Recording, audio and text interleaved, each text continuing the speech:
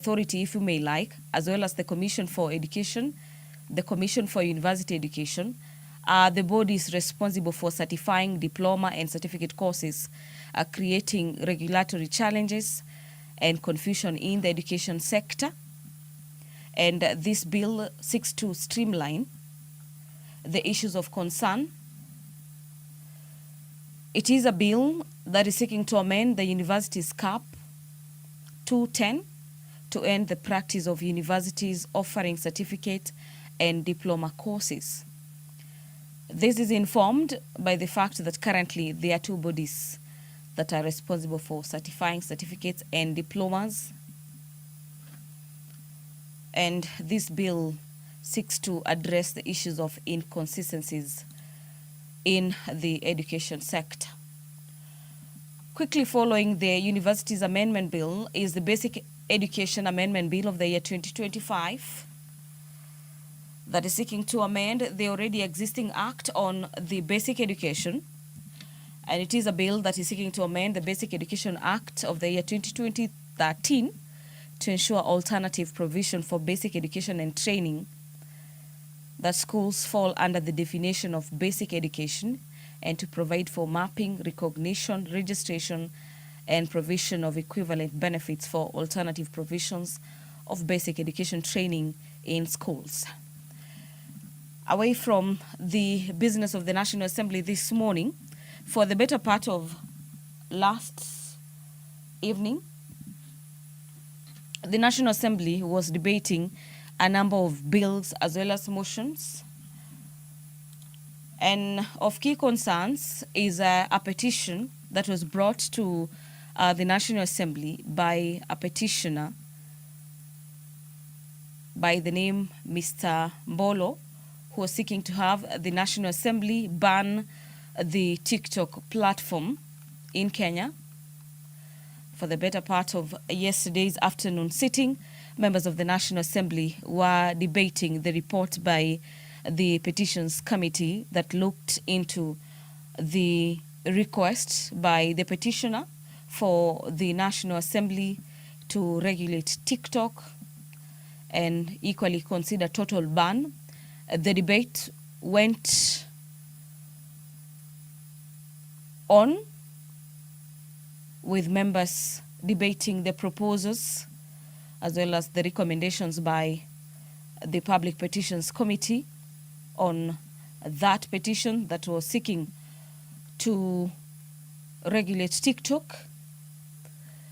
The members of the National Assembly who were given an opportunity to contribute or to give their insights in regards to that petition as well as the committee report proposed the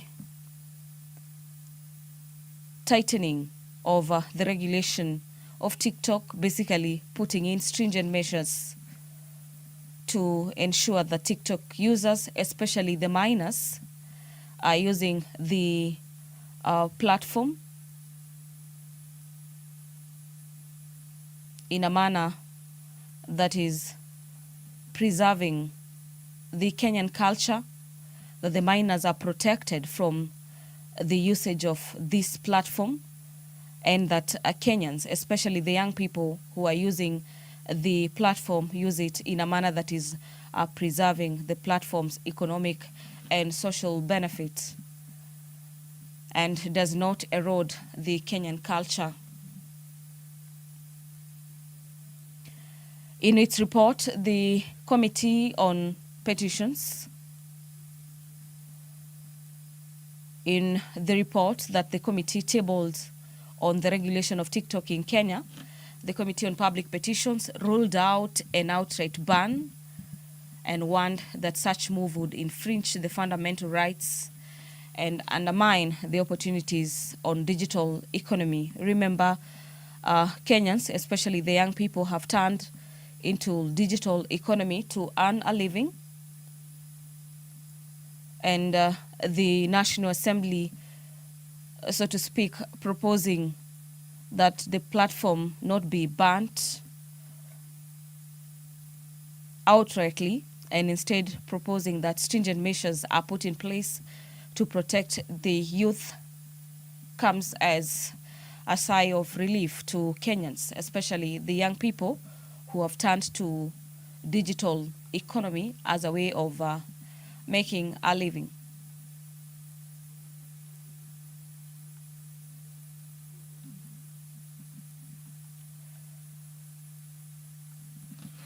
Members of the National Assembly, in debating the report, also highlighted both risks and opportunities associated with the platform, stressing on the need to shield minors from exploitation and inappropriate material that is streamed live on TikTok and other platforms that the youth are using in the country.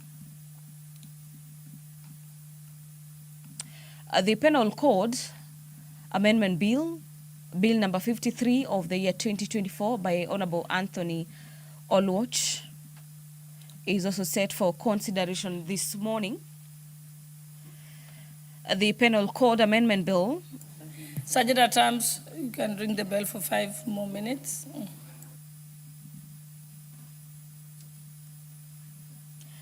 That is an additional 5 minutes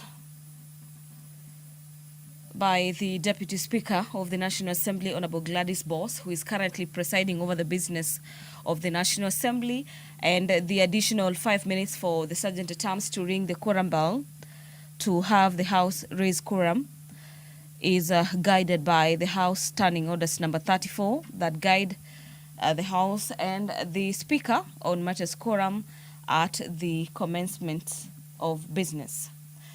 So we await for the 5 minutes, and the standing orders equally guide the Speaker on what to do in the event that quorum is not attained.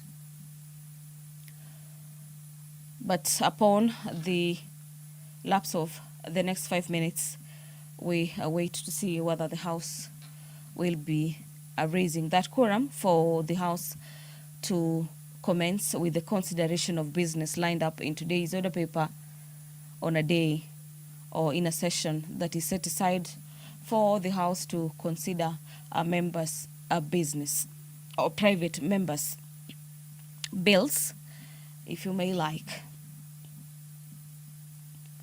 The National Assembly has also lined up for consideration the Penal Code Amendment Bill for debate. It is a bill that has a number of amendments proposed to the existing Penal Code Act. This bill by Honorable Anthony Oluoch, the Member of Parliament for Mathare, is a bill that is seeking to amend the Penal Code to delete Section 226. The proposed amendment will decriminalize suicide and enable attempted suicide to be seen as a serious problem requiring mental health interventions and not to be treated as a criminal offense. The member has gone ahead to list how the global perspective looks like, and states in his bill that reducing the global suicide rate by 1/3 by 2030 is a target both by the United Nations Sustainable Development Goals, SDGs, and the World Health Organization, WHO, Global Mental Health Action Plan, and that various countries have committed to taking measures in this direction.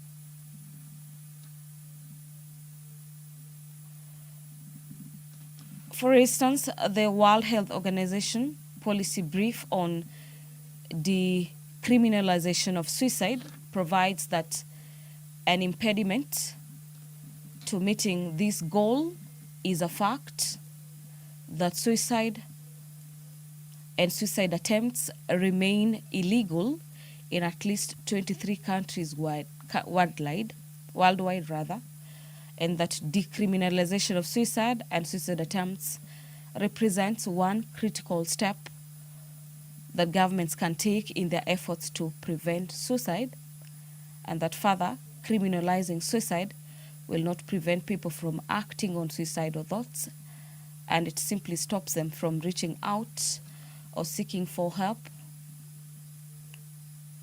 when faced with this kind of thoughts. This bill by Honorable Member for Mathare is seeking to address the issues of mental health, and that to provide a surety to Kenyans that their mental health is an aspect that is valued by the state, and simply encouraging Kenyans or members of the public to open up about issues of concern that are leading to deteriorating state of mental health, and to seek help from professionals who are able to provide guidance on addressing issues to do with mental health that could be facing. Senator Terms, you may stop the issues. quorum bell. We may proceed. First order. Order number 1, administration of oath. Order number 2, communication from the chair. Order number 3, messages. Order number 4, petitions. Order number 5, papers. Thank you very much, Honorable Speaker. Honorable Speaker, I beg to lay the following papers on the table of the House today, Wednesday, 18th February 2026, in this morning session. Reports of the Auditor General and financial statements of the National Government Constituency Development Fund for the year ended 30th June 2025, and the certificates therein in respect of the following constituencies: Butula, Lurambi, Machakos Town, Malindi, Maragua, Marakwet West, Matuga, Mbooni, Mosop, Mount Elgon, Mukurweini, Mwatate, Naivasha, Nandi Hills, Dhiwa, Njoro, North Mugirango, Nyali, Nyaribari Chache, Pokot South, Ruiru, Sabatia, Samburu North, Sigor, Soi, Starehe, Suba North, Suba South, Suna West, Taveta, Tetu, Tiati, Tarbo, Turkana South, Ugenya, Ugunja, Uriri, Vihiga, Undanyi, and Yata. Thank you very much, Honorable Speaker. I beg to lay.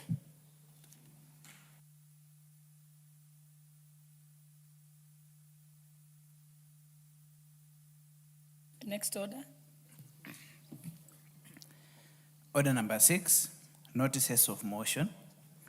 Order number 7, questions and statements.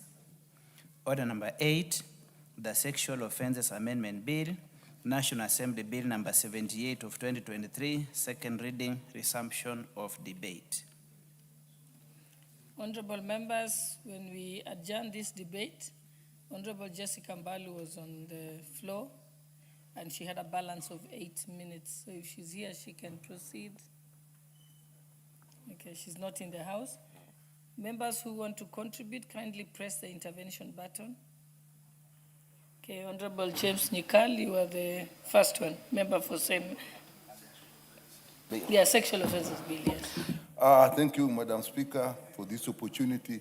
Let me start by saying this is an extremely important bill as regards Sexual Offences Bill and how it affects the victims, particularly girls, young girls specifically. Madam Speaker, what this bill actually seeks to address 2 issues. Let me start with a little peripheral one. It's defining the minister, and it's basically that is to line it with the Constitution. But Madam Speaker, I want to raise an issue there. What is in the Sexual Offences Act also defines the minister as a minister responsible for legal affairs and so on.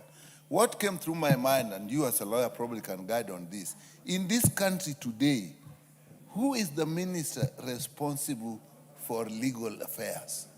Is the Attorney General a minister?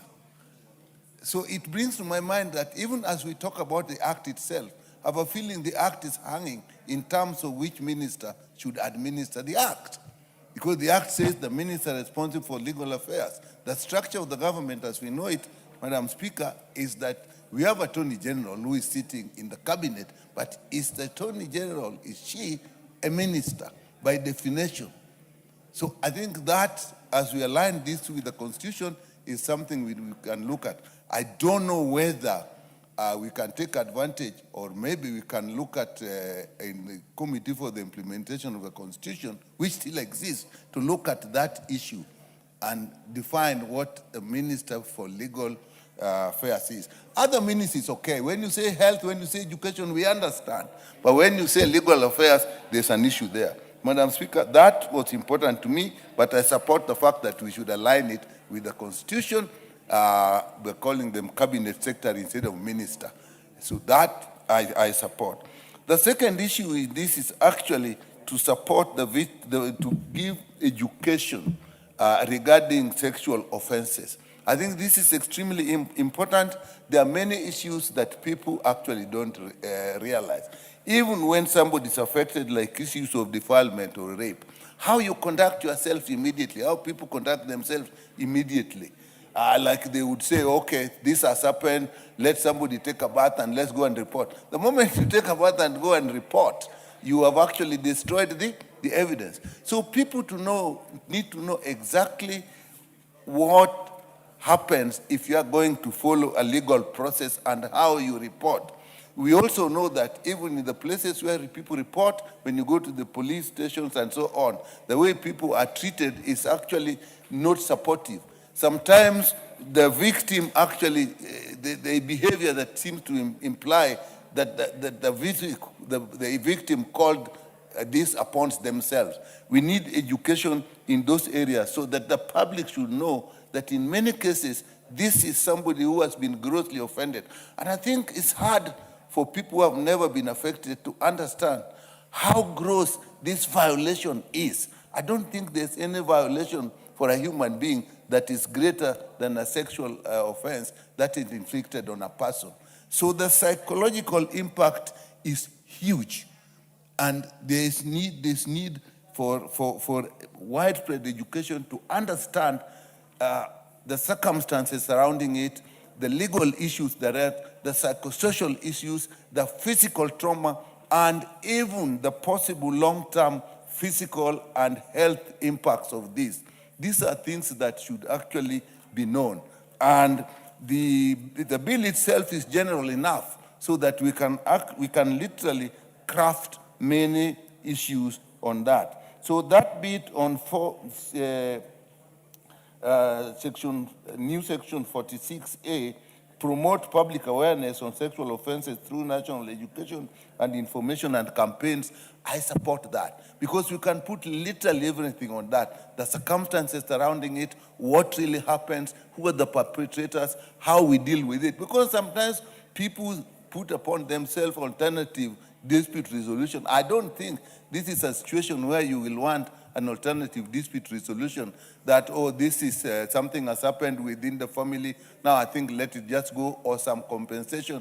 The family may feel that there's been compensation, but what about the victim themselves?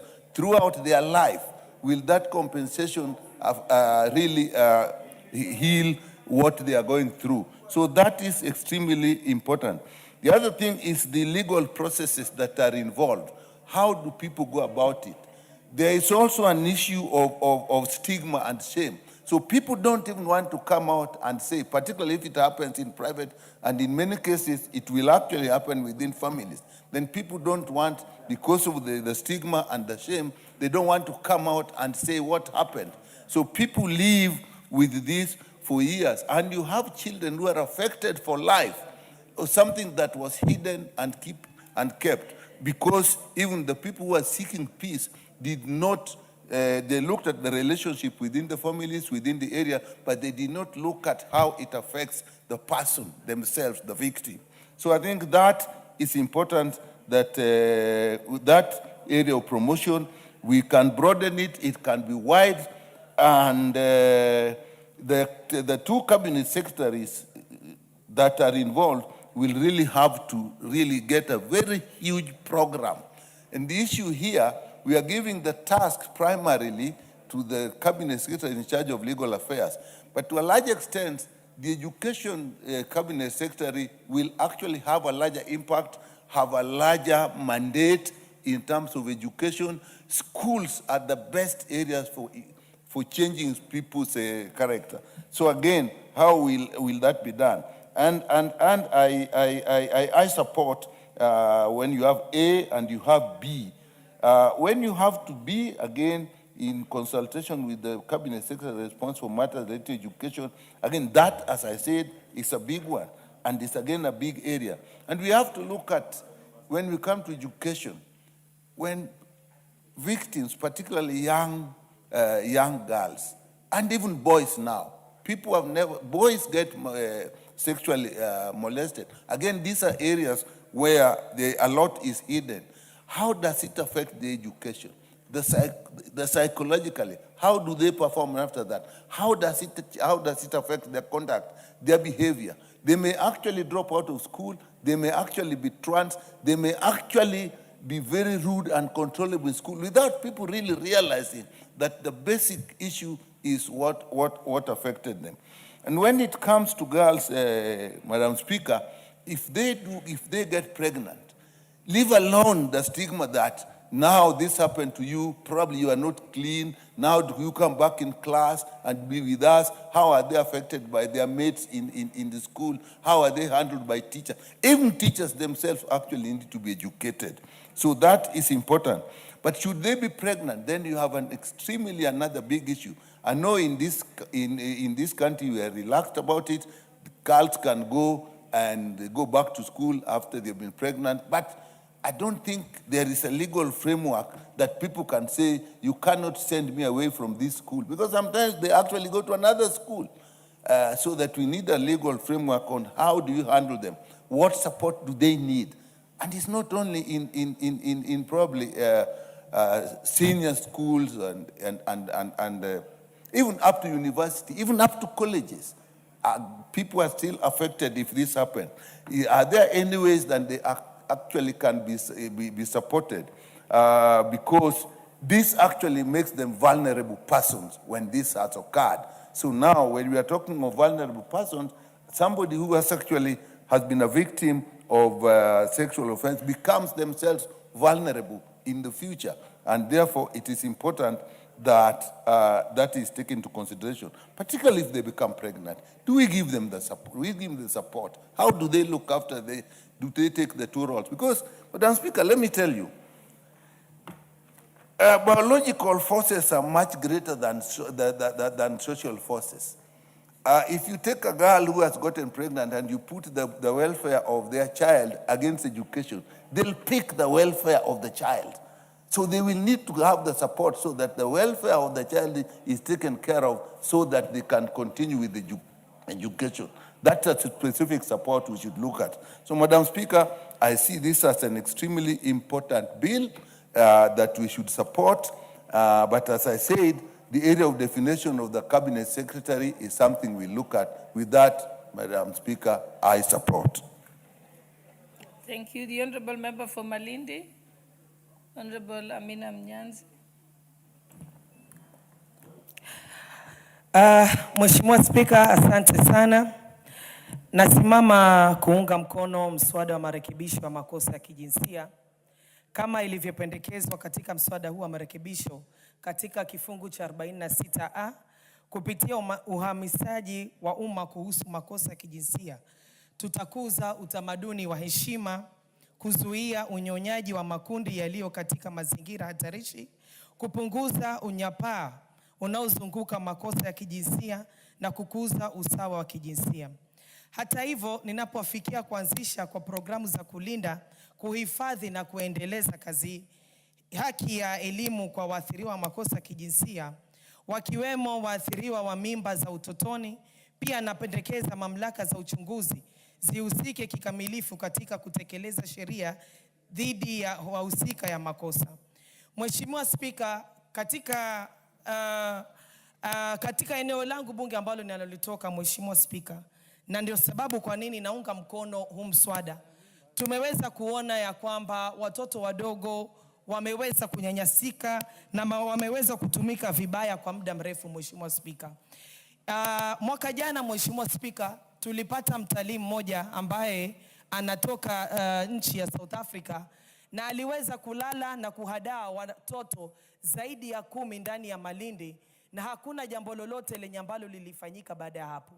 Kwa hivyo mimi naunga mkono hii mswada kwa sababu hata wale ambao walikuwa wameathirika, Mheshimiwa Spika, hawakujua baada zile athari ambazo walikuwa wamefanyiwa na huyu mzungu, hawakujua ni jinsi gani ya kuweza kujibeba, kuweza kwenda polisi na jinsi gani ya kuweza kutetea haki zao, Madam Speaker. So vitu kama hivi, Mheshimiwa Spika, ni lazima watu waweze kufundishwa. Mafunzo haya yaweze kupitia hapa bunge. Tuweze tuko sisi viongozi akina mama wa bunge, kuna cabinet secretary. So mambo kama haya, Mheshimiwa Spika, tukiyaweza kuyazingatia kwa ukamilifu, tutaweza kusaidia wale watoto wetu kule nje waweze kujua haki zao, waweze kujua vitu kama hivyo vikitokelezea wanapaswa kufanya nini, wafike wapi, ili waweze kujisaidia kuweza kupata haki yao.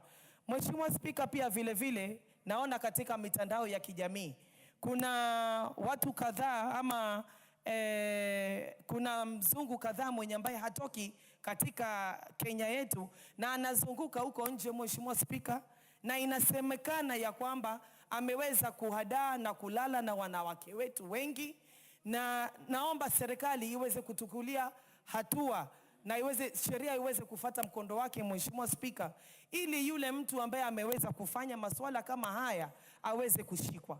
Labda ni kweli watu walikuwa wameelewana kujihusisha katika matendo kama yale, lakini Mheshimiwa Spika, lazima pia tuweze kuangalia ya kwamba katika kuelewana kule hakukuwa na maelewano ya kwamba yale matendo ambayo yametendeka wakiwa wao kama watu wazima wawili, ilikuwa kuna ulazima gani ya kuweza kuipeleka mambo yale katika hadhara. Saizi tunaona kuna nyumba za watu zenye ambazo zinavunjika, kuna ndoa za watu ambazo zinavunjika, Mheshimiwa Spika. Kwa hivyo vitu kama hivi, Mheshimiwa Spika, tuko na ulazima ya kuweza kupigilia msasa, ya kuweza kusaidia wananchi wetu, ya kuweza hata juzi, Mheshimiwa Spika, tumesikia kule na naendelea kufuatilizia na mapolisi wangu sehemu za Watamu, tumesikia ya kwamba kuna mzee wa zaidi ya miaka 75 ameweza kulala na kumuhadaa msichana mdogo wa miaka 15, Mheshimiwa Spika. So vitu kama hivi, Mheshimiwa Spika, vinaturudisha nyuma na ni aibu kama nchi kama vitaendelea bila ya serikali kuweza kuingililia kati, na ni tusimame tuweze kuweka mikakati sawa, tuweze kuweka sheria sawa sawa ili tuweze kusaidia watu wetu, Mheshimiwa Spika. Kwa hivyo mimi naunga kikamilifu mkono hii sheria hii ili tuweze kuokoa watu wetu na tuweze kujua ni jinsi gani venye ambavyo tutawasaidia. Asante sana, Mheshimiwa Spika. The Honorable Member for Kitui West, Honorable Edith Nyenze. Thank you, Speaker, for giving me this opportunity to hear my views on this bill. I say this is a very important bill because it actually tries to deter the acts of the offenders, offenders to the victims of sexual violence. It's very important to actually have a stricter and harsher penalties on people who commit such offenses, and this one will ensure that in future we reduce the numbers. Because if we continue like this, then this will affect the society, because these offenses resort into unwanted pregnancies, and this affects our children's education. It also affects their health, because it also results in sexually transmitted infections. So in such, it shows that our children or the people who are offended are psychologically affected. And since they are psychologically affected, they would need a lot of counseling, a lot of treatment. And on this, I would even say that with our education, these things should be taught to our children, should be introduced in schools, so that the young people, the young children, especially girls and boys, would know people won't try to attract them to commit sexual offenses and also affect their lives. So it's good to introduce such in our schools, in our education system, so that our children taught early. And then after the offenses are done, this bill is actually trying to improve the justice, to show that evidence should be collected and witnesses protected. Because such offenses, when they happen, people may fear to come up with as witnesses. But this bill is trying to improve justice to the victims by ensuring that better evidence is collected and witnesses are protected. This bill is also trying to support the survivors by the establishment of safe spaces and shelters for the victims. And by doing so, especially from if it's done in the family cycles, it can be done repeatedly and eventually and psychologically affect the victims in such a way that they may not have a way of escape. But if there is an establishment of safe spaces and shelters, then these people can be put in a secure place where they can be free to discuss about the offenses done to them, and where they can also be counseled so that they can get out of this stigma, because it brings about stigmatization. So this, there is also the issue of strengthened evidence collection. This bill aims to improve the collection and preservation of forensic evidence to support prosecutions. And when this one is strengthened, then it would mean that it would deter future happenings and reduce the number of people who would be involved in such. So, Madam Speaker, it's not Madam Speaker now. Speaker now, I say that there should also be mandatory compensation, where offenders will be required to pay compensation to their victims in addition to serving prison sentences. And this bill ensures that compensation is done to the victims, and also ensures that when they are put in prison, this will ensure that in future happenings are reduced. So I support this and say that it's a bill which has come at the right time. So I support. Thank you. The Honorable Robert Pukose. Thank you, Honorable Speaker. Honorable Speaker, I stand to support this bill by the Honorable Doris Donya Buri on amendment to the Sexual Offences Act of 2006. And it's a short bill, Honorable Speaker, that looks to amend where we are talking about minister, and now in line with the new constitution, we are talking about cabinet secretary. It's also introducing in a new clause that the cabinet secretary shall promote public awareness on sexual offenses through nationwide education and information campaigns. And this, I think, goes a long way, Honorable Speaker, to inform the public, to inform what are these sexual offenses. Because occasionally you might find that people do things which they think they might be normal, but when you look at the law interprets them as a sexual offense act, and it's not the right thing, and somebody should be able to be held accountable to that. In 46B, in consultation with the cabinet secretary responsible for matters relating to education, establish programs to safeguard, protect, and promote the right to education of victims of sexual offenses, including victims of teenage pregnancy. Honorable Speaker, you find that once somebody's been involved in sexual offenses, normally the victim carries a lot of weight, and more often the victim is looked on that and even gets withdrawn. This victim needs psychological support. It needs psychiatric assessment and also some bit of psychological support to be able to integrate back into the society. You have even teenage pregnancies, and this is a common thing, Honorable Speaker.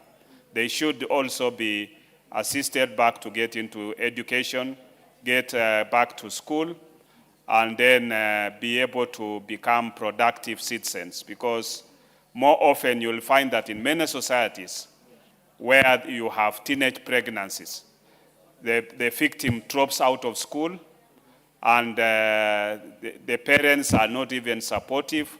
And therefore, I think once we provide this in law, then we make it mandatory that anybody, whether you've teenage pregnancy, sexual offenses, can be integrated back into the society and get education to a level to which this person can be able to be a productive member of the society. With those few remarks, Honorable Speaker, I support. Thank you. Member for Uasin Gishu.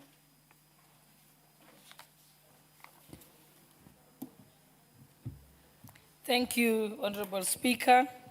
First, I want to begin by congratulating and appreciating my colleague, the Honorable Donya Doris, for having the foresight to introduce this amendment to the Sexual Offences Bill. Ever since the Sexual Offences Bill was passed, yes, we've put many things in the law, and we should be safer.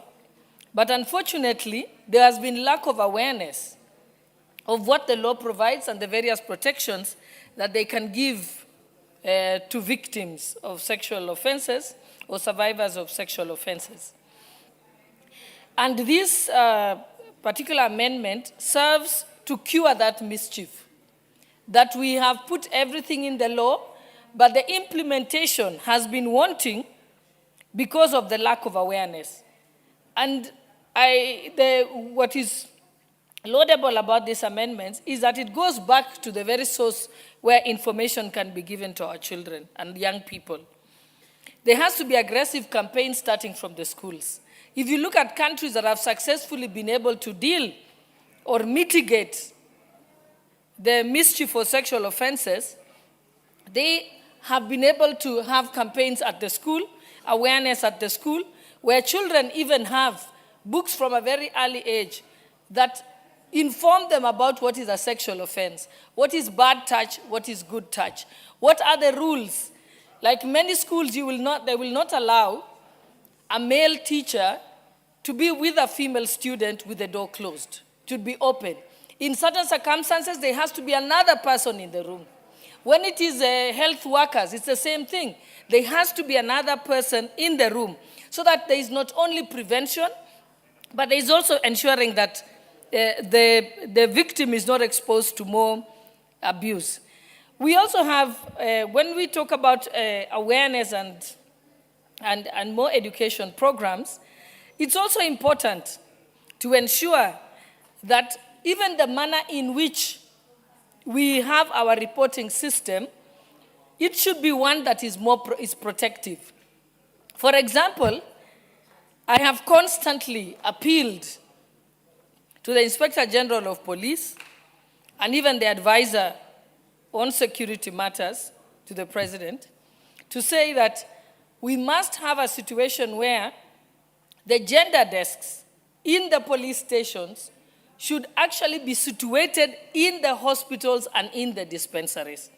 Because when a person is defiled or raped, the first place they should go is to a hospital, not to the police station, or to the hospital first, then to the police station to get the P3, then go back to the hospital and so on, because even the police station doesn't feel safe. The place everyone runs to is the nearest hospital. And so that as we carry out these public campaigns, we tell people, when this happens, your first stop of call is to a health center, where you can get help And you will feel safer speaking to a police officer who is stationed there and where you have the protection of health support workers. Also, there is still need to be more awareness in relation to the way even the community deals with it. I know that once upon a time in the history of this country, right in this house, there was a member of this house who was accused of defilement and impregnating a young girl. And when they were about to be arraigned or investigated, they married the girl. And they got away with it. But that was before the time we had the Sexual Offences Bill. And therefore, that still continues in certain areas that the public doesn't know. In fact, some families think in order to cure the shame is to have the girl married off. And it's even worse when it is a boy child who is sexually abused, because it's almost taboo and nobody reports it. In fact, they are told to man up and not say anything about it. And therefore, this is extremely important. This bill will also curb, with this awareness and education, it will also curb the problem of teenage pregnancies. The last time I checked, the World Health Organization put Kenya as having the highest number of teenage pregnancies in the world. And Kilifi County has the highest number of teenage pregnancies. So you can only begin to imagine what a big challenge there is. And therefore, I wish to support these amendments, and I must encourage our members of parliament that the law is not static. We must continue changing it as new challenges emerge. So if we find that even after these amendments we need to put in more amendments, we should.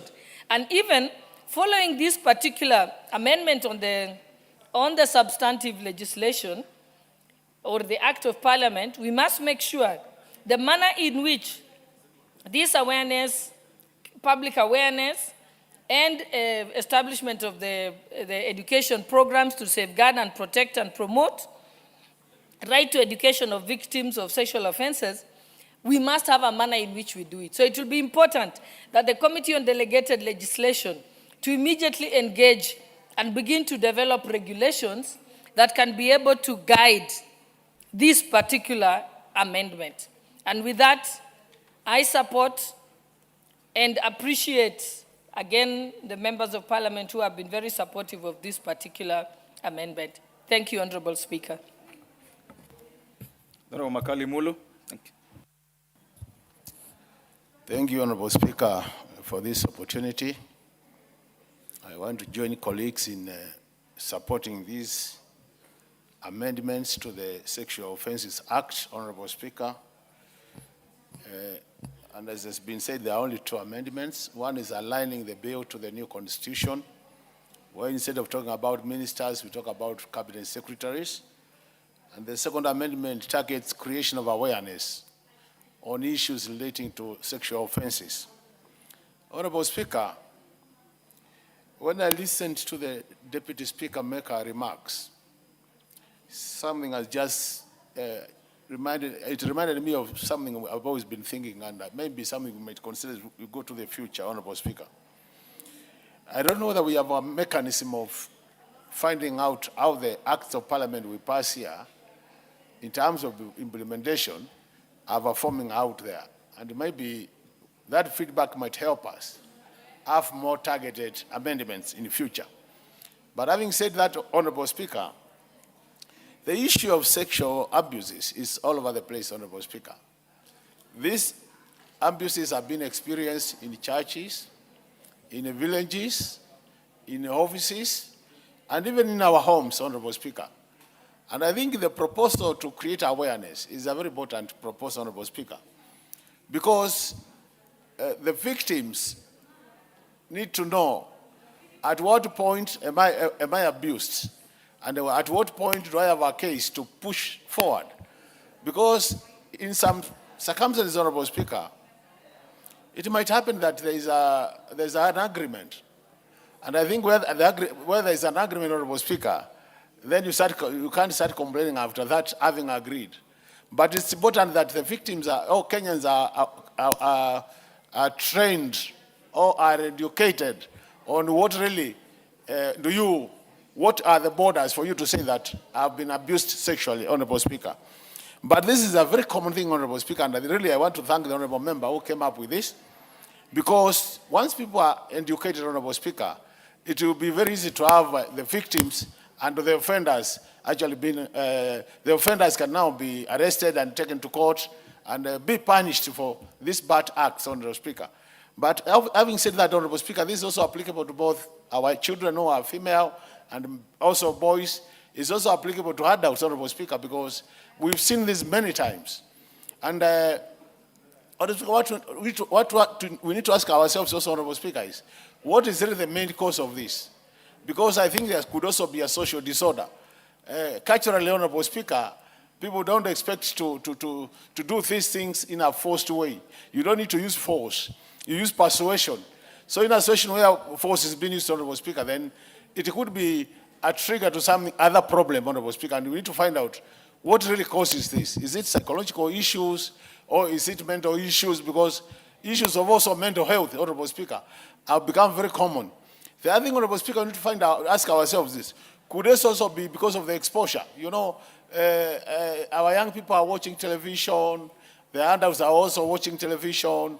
Could it be influencing that people really practice some of the things they see without really factoring in the cultural issues? So even as I support this, Honorable Speaker, I think we need to have a very well-structured way of creating awareness so that it could be in schools, it could be in the families, because I find it, most families have actually abdicated their roles in terms of talking about matters sex, hardly discussed in family setup. So I think we need to go back to our earlier arrangement where even at family level, the grandfathers and grandmothers could sit with the young ones and educate them on some of these sexual issues. But schools can do that. Even church can also help. But Honorable Makali, when you started, I was trying to hear you properly. Yes. Are you trying to make excuses for a sexual offense? No, I'm not making excuses. What I'm there's saying, no excuse. Just like there's no excuse. I'm just saying, Honorable Speaker, that I support the creation of awareness. Okay. But it has to be very structured, as I said, so that it can even start at the family level, then it can move to the church, and then it can move to the schools. And then the barasas, because even us, as members of parliament, we do a lot of barasas, Honorable Speaker. And I think in these barasas, we could be able to share with our people, the people who vote for us, some of the basics in terms of what do you need to do in case you are sexually abused. So that in that case, then the offenders can be punished. Otherwise, most of the offenders are getting away with it because maybe there is no evidence or the way the case has been structured is not the way it should be. So once we create awareness, I see a situation where we can reduce this problem to bare minimum. So with those many remarks, Honorable Speaker, I support and thank the Honorable Member who introduced these amendments. Thank you so much. Thank you. Honorable members, as communicated earlier, those who want to contribute to this bill, please press the intervention button. And so the next member online is the Honorable Member for 𝗧𝗜𝗞𝗧𝗢, the Honorable Dawood. Thank you, Mr. Speaker. Mr. Speaker, I support this motion by Honorable Doris Donya. And Mr. Speaker, the first thing is it started off with Honorable Joaquin Ndungu, the current judge of the Supreme Court, when she introduced the Sexual Offences Bill in 2006, which became an act of parliament. And I think from there, we've taken off. Mr. Speaker, it is quite well to talk about public awareness, and I think it's a good thing with the public awareness. But, Mr. Speaker, we need to go further than the public awareness. Mr. Speaker, there was this report by the Gender-Based Violence Task Force where the former Deputy Chief Justice, Dr. Barasa, presented to His Excellency the President. And it goes further to say that sexual offenders should be castrated chemically. Mr. Speaker, I agree to that completely, and if it would be possible, if we can amend this bill to put that into law, I think it will go a long way. Mr. Speaker, we cannot be talking about teenage pregnancies at this time, because those teenage pregnancies, there must be a man behind that. And we need to not just leave it at that. We need to get DNA results and charge those people who have impregnated the girls, take them to court and let them be sentenced, Mr. Speaker. But if our public awareness is just saying that we have got teenage pregnancies and not dealing with it, I think we do not go far enough. We need to go further than that. When we are saying awareness, we need even that, I think one of the speakers has said, that we should know where to report. Mr. Speaker, we have an issue in the country where sexual offenses reporting is very, very low because of stigma, because of when a person who has been violated goes to report and they are laughed at and they are asked, you know, those minor details. We need to keep that aside. We need to have proper gender desks, whether it is in the police stations. But I would suggest to Honorable Donya, if she could introduce that we have those reporting desks at the hospitals.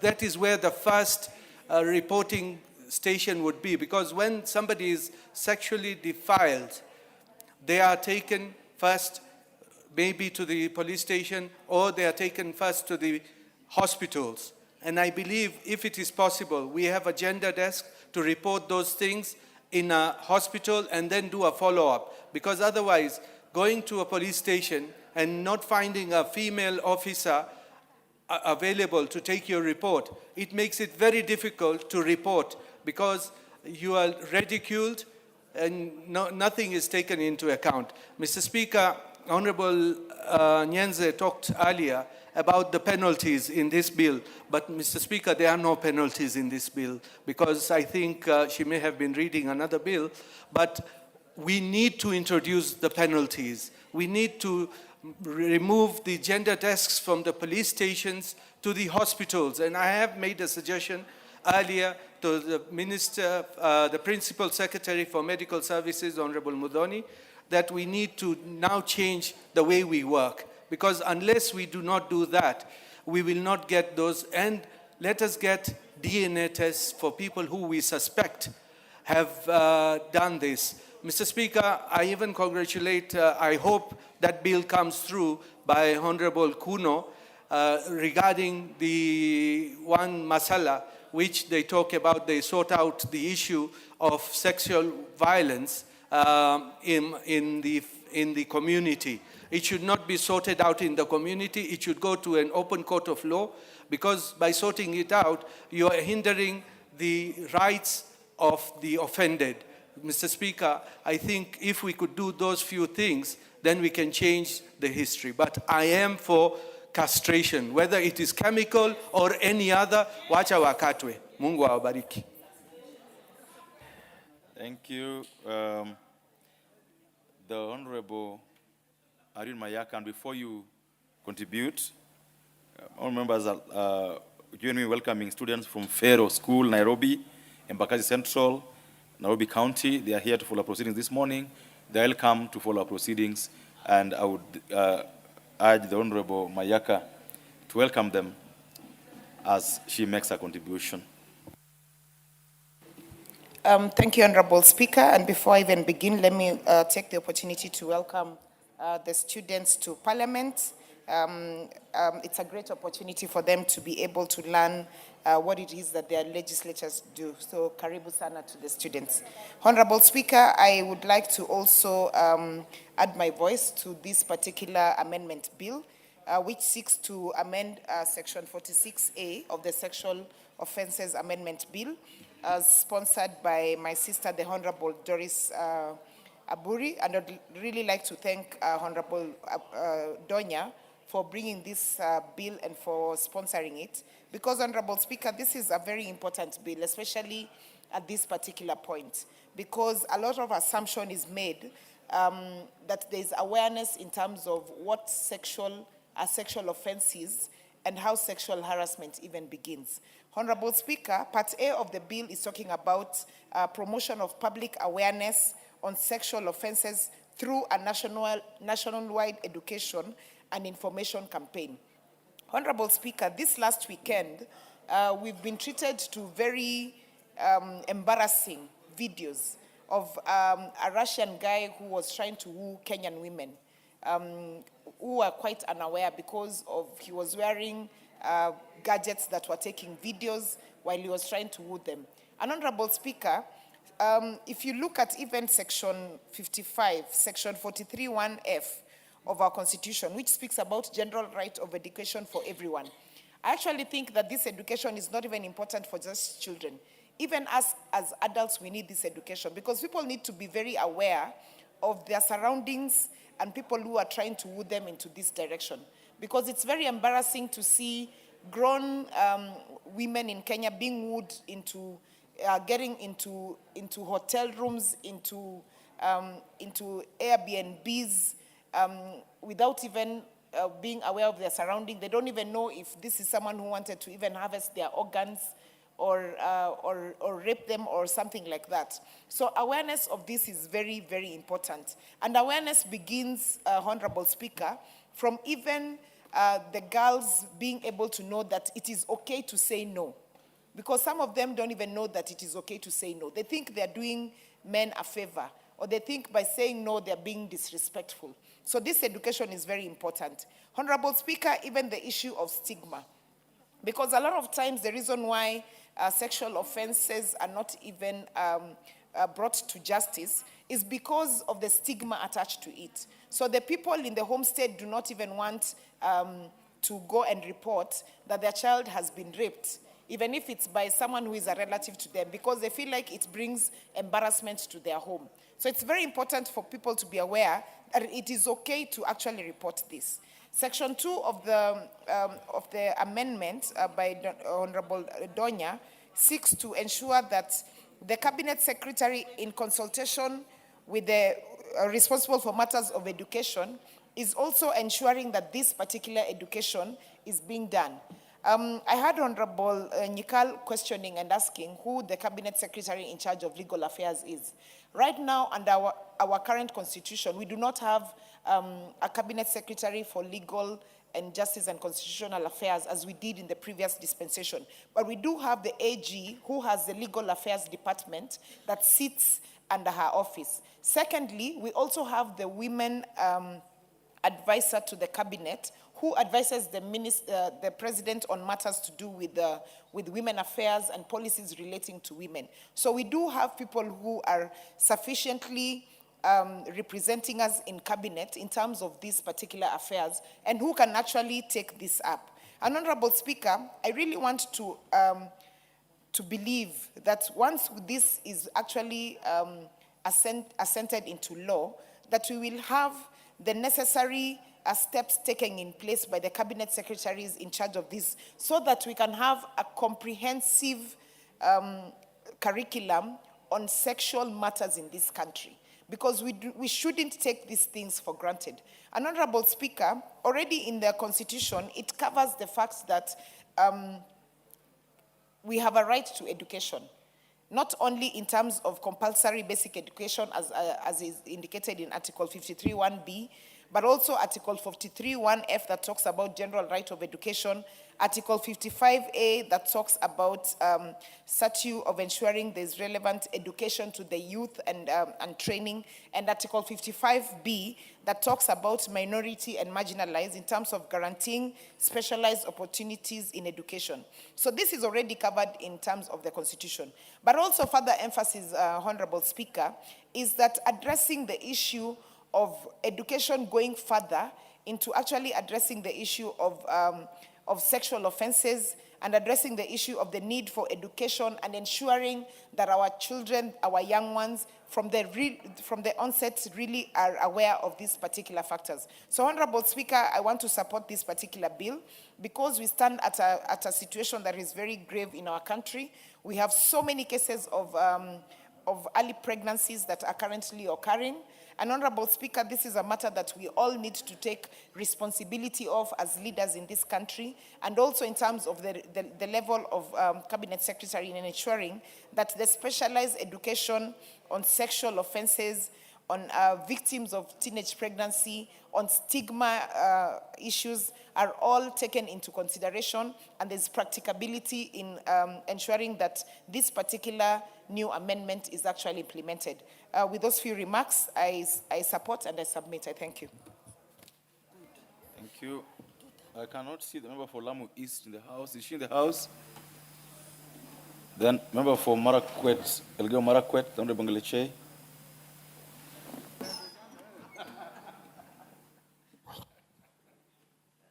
Thank you so much, Mr. Speaker, for giving me this opportunity to contribute into the bill.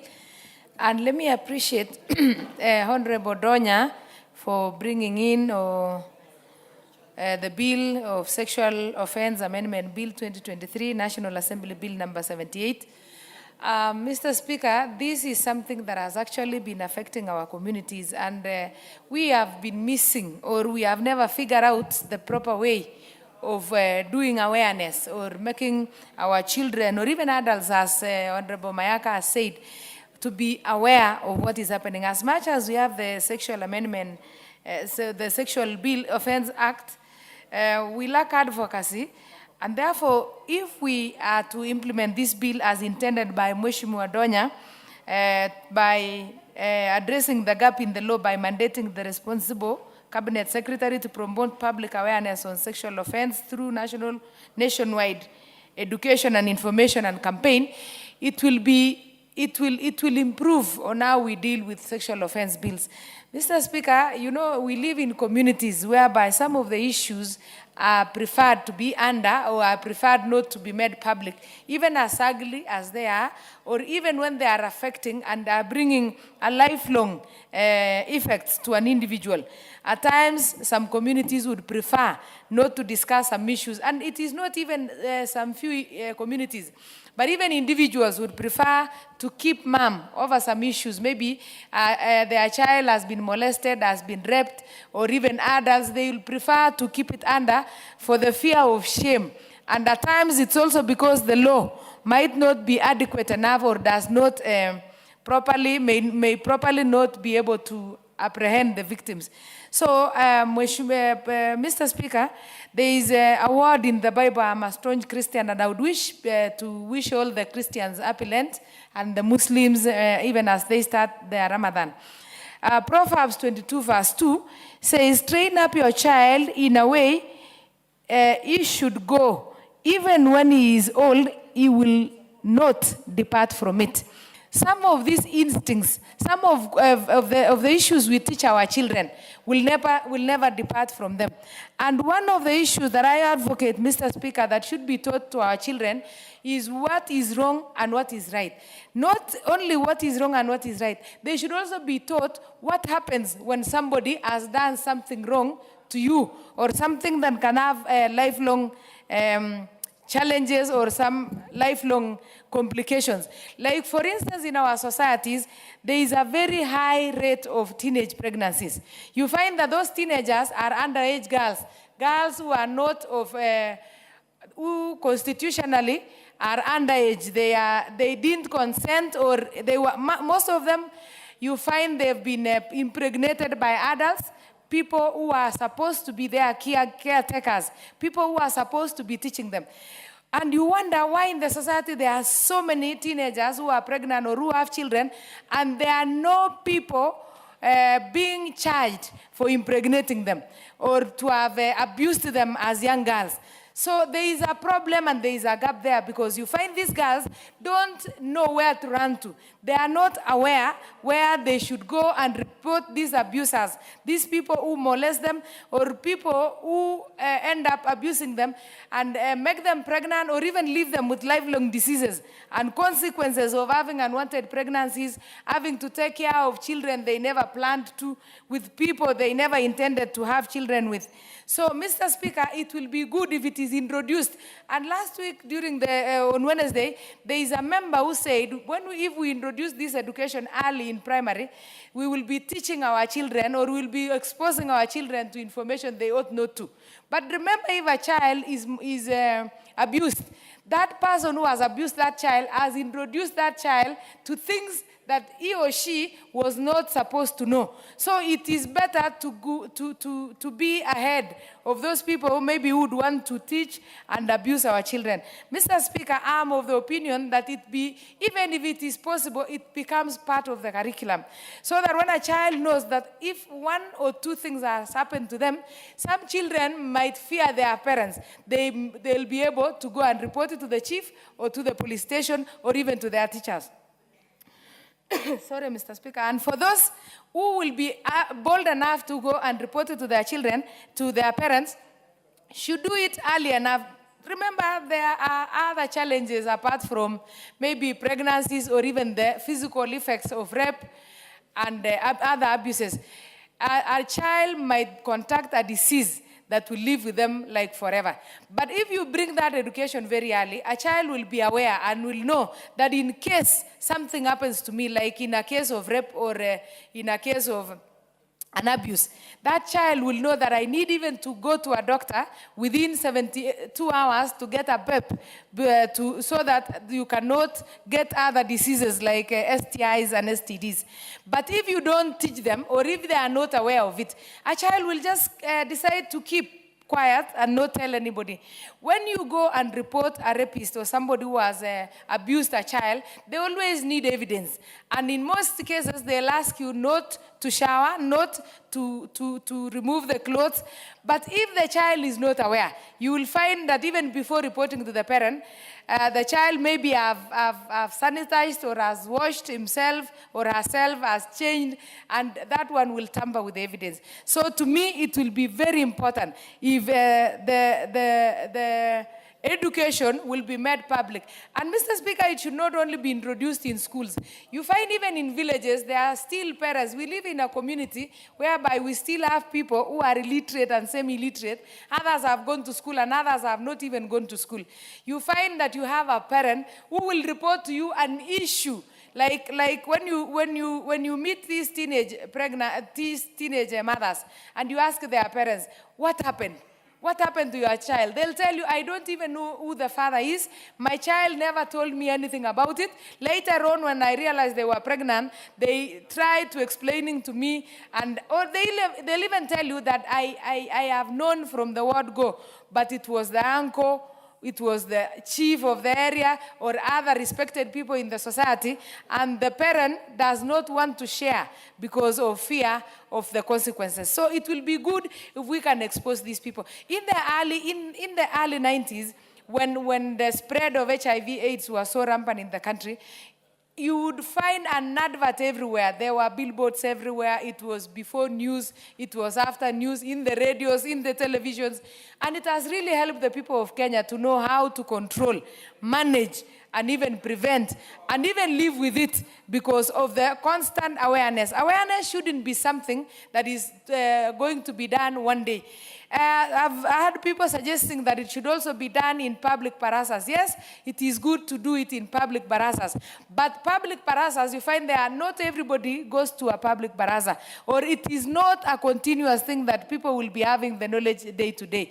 It should be it should be made a mainstream awareness that will be done in churches, in mosques, in schools, in public barazas, and even, if possible, it should be provided in the syllabus to very young and very, when the children are still very young and very able to learn and get to understand it better. Mr. Speaker, just to conclude, I would also urge the members of this House, because many a times we are those opinion leaders, and many a times we get opportunities even to address people in rallies, in weddings, in burials or other social gathering.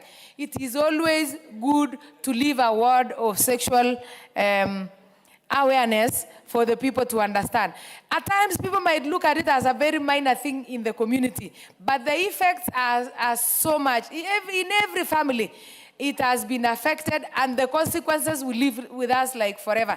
You find even some other behaviors that people carry on into their lives. You find somebody becomes a serial rapist. When they are asked, they say, I was molested. You find a girl becomes just unruly or uncontrolled in the society due to the shame or due to the challenges that they developed after being harassed or sexually abused. So, Mr. Speaker, I support this motion, and I would wish to appreciate the member, and it should be made aware. I repeat again, and let me make clear that it should be incorporated in the basic education so that our children can learn it as young as they are. Thank you, Honorable Speaker. Member for Makueni County. Thank you, Honorable Speaker, and I'm from Makueni constituency. I also wish to put my voice to this very important bill by Honorable Donye. The amendment comes in time because when we look at the offenses, sexual offenses bill, there is a gap. It is not actually addressed, and it creates a lot of gap between the practice and the law. Because while the law was very clear what needed to be done in terms of sexual offenses bill, Honorable Speaker, the practice continued in our communities because of lack of knowledge. And I think that is what this amendment is actually going to address. Because when our communities remain unaware on the issues of sexual offense, even when the law is very clear, they continue violating without an action. And I think, Honorable Speaker, that is where the tire touches the road. I'm very excited because yesterday I was having a meeting with the community, and this issue came very well, very much. We are investing in terms of CDF to so many learners, yet getting a lot of dropouts through early pregnancies in schools. And those people who make those offenses, they are being embraced in the community because even the elders who come to settle the cases, they are still following their traditional know-how. They will even request the money to marry the girl. And even when the money marries the girl, the girl loses all the opportunities in life. And they are doing it with a lot of innocency. They actually, when they are deciding the man should marry the girl, they are doing it with a very clean conscience, thinking they are helping the girl to live and live better with her husband. Honorable Speaker, you can imagine how painful it is for a girl to surrender to be somebody's wife who actually raped you for the rest of your life. So I think this bill, if implemented, this amendment, if implemented, it will actually add a lot of value because it will give these girls awareness so that the law, the sexual offenses law can actually be helpful to them. Honorable Speaker, it's also important to realize the social cultural setup of our communities continues still to promote some of these practices, including wife battering, because they believe, because of gender biases that have continued from time to time, they do not see an offense in that. And this does not only hurt the woman, it actually affects the entire family. And it's also a sexual offense bill, which this amendment addresses. Because if our people get this awareness, Honorable Speaker, then we'll have many people in our societies who can stand up for the vulnerable and the disadvantaged. And that actually will bring a lot of security at the household level and even in the community level. Honorable Speaker, you know what is not budgeted, it's hardly implemented. If this goes to the mandate of the Honorable the Cabinet Secretary, it gives an opportunity for issues related to issues of gender violence to be budgeted for, because sometimes these are assumed to be very small things that are causing a lot of havoc in the community, but people think water, classroom is a big problem. But we realize these are very small, they look very small, but it is really touches the fiber of the society. So I think having this amendment will enable the secretary, the ministry concerned, to have a budget towards advocacy, awareness raising, right up to the community level. And Honorable Speaker, I think this will add a lot of value into our society. Honorable Speaker, I had one of the members recommending castration. But I think the issue is not the issue of the act, it's the dignity. We are not only looking at pregnancy. Pregnancy being a problem, we are looking for more than pregnancy. Even without the issue of, even if people were castrated, we are looking at what are you doing to the dignity of the woman, of the girl, of the boy. So castration, in my own opinion, Honorable Speaker, I don't think it will actually add a lot of value, because even castrating men is a sexual offences bill. It's a sexual offense because they are entitled to their sexuality. So what we are looking for is the discipline of the human person, and castration in itself is actually, because when we talk about a sexual offense, it's not about women alone. Even men need their sexual dignity, and they need to be protected, and this awareness should be there. Honorable Speaker, my last point is the issue of when we are having formal education. I support this point. It's important once this awareness is entrenched, becomes slow. It also happens in our school. Because when you have two parallel schools, the informal school and the formal school, the informal school in the community talking so much and supporting the issue of sexual offenses, then you realize the formal school may not do a lot. So when this awareness goes up to the communities, Honorable Speaker, we are likely to change the society and to live by values. Honorable Speaker, in a summary, this amendment will ensure that we have societies that lead their life based on values, and the value system will actually promote the well-being of the society. So, Honorable Speaker, I support and congratulate the member. Thank you. Thank you. Member for Masinga. Thank you, Mr. Speaker, for the opportunity to be able to say something about the amendment bill, 2023 National Assembly Bill 78, which is the principal object of the bill is to amend the Sexual Offense Act, Cap 63A, to mandate the Cabinet Secretary responsible for legal affairs to promote public awareness of sexual offenses. This is the body of the amendment.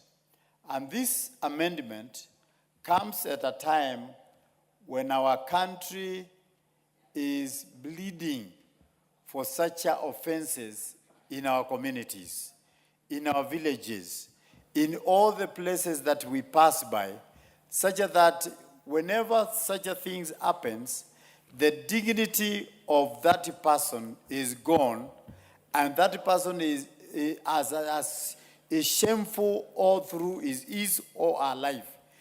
This has become rampant even by not differentiating whether one is a woman or a man or an old man or an old woman.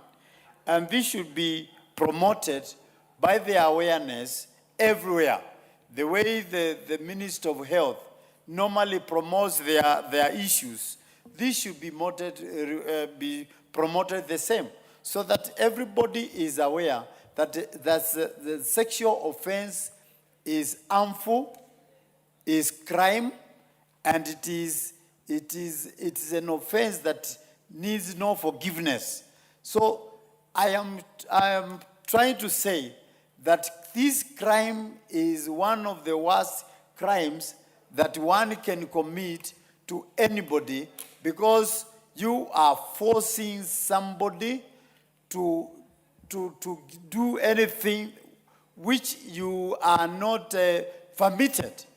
And therefore, I am supporting the awareness so that this can be told everywhere, wherever we go, like the way we normally announce our bursaries. When we want to give bursaries in your constituencies, you make sure that even in the churches, it is announced. In wherever the meeting, there's a meeting, we shall be giving bursary on such and such a thing. So this should be told, and everybody should be aware that this is a crime. More often, many of these offenses, once they are reported, the police gets away with them. And even they tell the criminal who does such a kind of thing the tricks on how to evade it. And even some of them normally take bribes. Like I know a few in my constituency who took bribes to get away with the sexual offense of some minors. And therefore, this should be told, even the consequences of the people that does the act, and also the consequences of the police that tries to evade this crime act so that they can help the victims, they can help the offenders to get away with it. Mr. Speaker, the bill also seeks to have education in the schools through the Ministry of Education or through the Cabinet Secretary. This can be a helpful channel, because many of the victims are young children, young girls, young boys. But when they are aware, when they see some people trying to trick them with some money or some biscuits or some of the things that they normally trick them with, like let's go and I buy you chips or whatever, that they can be aware that when they see such a people tricking them, they are trying to seduce them so they can have sex with them. A sex that is not permitted for young children and the young boys, which is a forced act. So, Mr. Speaker, I am supporting this awareness totally, so that the awareness can be in the schools, can be anywhere where the community meets, and they should be talked openly without hiding, because many of the people that contributed to the hiding are the parents. Once a child is molested, once a child is committed that act, the parents try to hide so that the family is not embarrassed. But this cannot be the chore. The hiding cannot be the chore. The chore must be the issue that the children must be taught that they should be able to report, and they should be able not to wash themselves, so that the doctors can be able to know whether that person has been abused. And therefore, I really support the amendment by Honorable Ndome, and it should go a long way so that we are aware, all of us. The old people are aware, the young people are aware, the young people are aware, the victims are aware, and the people that intend in future to commit such a crime are aware, so that they can know that it is a crime and it is punishable by law, and everybody should desist from such offenses. For those few remarks, Mr. Speaker, I rest my case. Thank you. Honorable Mulher Harun.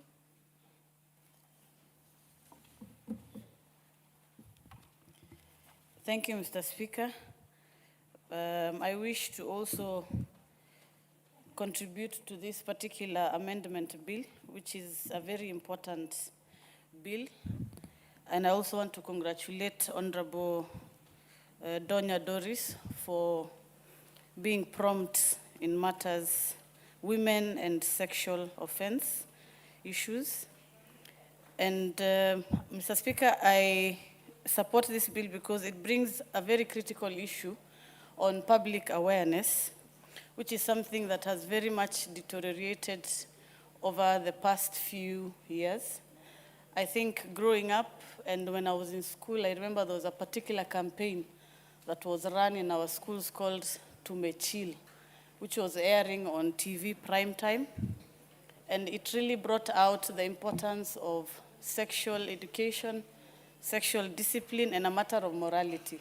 But where we stand today, you find if you live here, the next thing you find on the immediate billboards are massage parlors, which allegedly advertising unnecessary and ungodly acts. Our country is a country that is guided by morals. The Constitution also emphasizes on that. We have seen how sexual trafficking and sexual cases are happening across the globe, with countries like America handling the files of the Epstein files, where young girls have become victims and trafficked. Mr. Speaker, if we continue to allow these public advertisements through massage parlors or pubs where you find young women who are carrying boards inside the clubs and bars, incriminating themselves as women, not out of choice, but because there is lack of proper awareness. So, Mr. Speaker, this bill will really bring out that matter, and I really want us, especially as a young person, and the generation coming after us to be informed on the importance of having sexual discipline so that we can be able to address these issues. Mr. Speaker, there was also a campaign that was run by then Honorable 𝗬𝗏𝗄𝗏, I think, if I'm not wrong, which really did very good awareness for children who are in schools. Mr. Speaker, this is something that we need to bring back, and I really want to thank Honorable Donya for bringing up this particular angle to the Sexual Offense Act. The second issue is on maslaha. I come from a region where maslaha is very much practiced. The Constitution, we know, allows for alternative dispute resolution, but explicitly matters rape or murder cannot be things that are handled under trees or where elders can come together to address it. So, Mr. Speaker, this amendment hopefully will also be able to seal that loop, and it's something that I intend to continue adding on to my voice even as we head to Committee of the Whole House. Mr. Speaker, the third issue is on technology-facilitated offense. With the emerging technology today, for example, what we saw with the Russian person who was in our country, he simply wore a Ray-Ban Meta glasses like the one I'm wearing and secretly recorded young girls. Whether it was consensual or not, Mr. Speaker, it is a technology-facilitated offense, and my recommendation is to frame non-consensual sharing of explicit images like that to be termed under the Sexual Offense Act. We already have that covered in the Cybercrime Act, Mr. Speaker, but explicitly it does not classify technology-facilitated offense as a sexual offense. So, Mr. Speaker, at amendment stage, I also recommend the mover of the bill to capture this so that we are able to seal these loopholes completely. Mr. Speaker, technology keeps changing every day. The vulnerable people always will be young women and girls and children. Part of the awareness should be that we promote both sexual education, morality as a country, sexual discipline, and protecting the rights of our girls. Mr. Speaker, the courts should also serve as a strong example. You find court cases dragging for more than 2 years, 3 years, which encourages more offenses and more injustices to be meted on young girls. Mr. Speaker, the courts must make their pronouncements on matters sexual acts and sexual offenses. Any person who is presented in court for raping, assaulting, or defiling young girls should not be let go on bond, because this then shows that the courts are weak. you find the same person who's been released on bond going back to the community and assaulting another young girl. So, Mr. Speaker, we need to add a clause to this Sexual Amendment Act that there is a certain duration of time where somebody who's been presented in court, the case should be concluded in not less than a year. That way, it will serve an example that we do not joke as a country about sexual offense or anything that violates the rights of our children and our country, Kenya. Thank you, Mr. Speaker. And I want to really congratulate Honorable Donya, and I will submit my recommendations to her to be able to add on to the bill. Thank you. Well said. But I hope, Honorable Muhera, I hope you know that you can also do amendments yourself. You can actually file amendments to this bill yourself. Yeah, that's the right thing to do. Before I give it to member for Kibwezi West, in the public gallery are students from Kamuwongo Secondary School. Kamuwongo Secondary School is in Mwingi North constituency in Kitui County. They are here to follow our proceedings this morning and to visit Parliament, and we welcome them to the Hollow House of Parliament. There's the member from Mwingi North. You got 1 minute, if you must. Thank you, Mr. Speaker, sir, for giving me this opportunity to welcome students from Kamuwongo Secondary School in Mwingi North constituency. I want to welcome them to this Parliament, the August House, just encouraging them that it is a step in the right direction. It reminds me of those years when I was their age, when I used to come and sit where they are seated and watch the likes of Martin Shikuku debate. Little did I know that one day I will be the Member of Parliament for Mwingi North.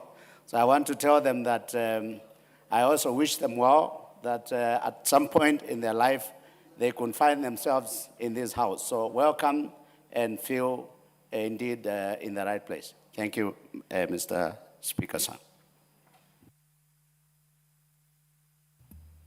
Honorable Jessica, I'm informed that you actually had convened on this parallel motion, a bill last time, and when you started the House today, you're not in, so you lost your 8 minutes. Approach the chair. Approach the chair, please. And as she does that, we'll have the member from Mwingi West contributing. Approach the chair. As she does so, let's have the member from Mwingi West contributing. Oh, thank you, Mr. Speaker, for this opportunity. From the onset, let me thank Doreen, the Kisii County MP, for bringing up this bill at a time when you witnessed over the weekend the Russian scandal. I can call it scandal because exposing the women, it's a very insensitive matter when it comes to that issue, Mr. Speaker. Mr. Speaker, this bill is seeking to align it with the new constitution of the Republic of Kenya we got in 2010 by including the role of Cabinet Secretary in creating awareness of sexual offenses. Mr. Speaker, we note with concern that we have got so many sexual offenses bills which have been introduced in this Parliament, starting with the one which was introduced by 𝗥𝗘𝗝𝗄𝗏. But the implementation of the penalties in that bill has really been lacking and also not given too much attention to offenders, Mr. Speaker. Mr. Speaker, this bill, if implemented properly and all the stakeholders place their role they are supposed to do, it is going to reduce the number of unwanted pregnancies in our women. Secondly, it is going to reduce, or rather to camp significantly, issues of teenage pregnancies, which we have recently witnessed in Kenya, and the cases are actually arising. I like the fact that it has talked about sexually transmitted diseases. I recall last year when I was reading a section somewhere, a newspaper, there's a lady who was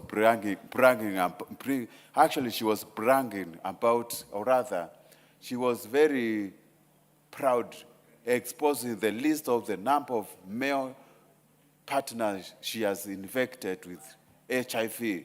And this was out of order completely, Mr. Speaker. By implementing this, we are going to curb the issues of sexually transmitted diseases. And also, we need to actually institute severe penalties of the perpetrators, of people who expose others to sexually transmitted diseases knowingly, Mr. Speaker. Mr. Speaker, the bill is also going to curb immorality. Prostitution is not, it's a criminal offense in Kenya. Actually, it is criminalized. And most of the time, these prostitutes, when they go,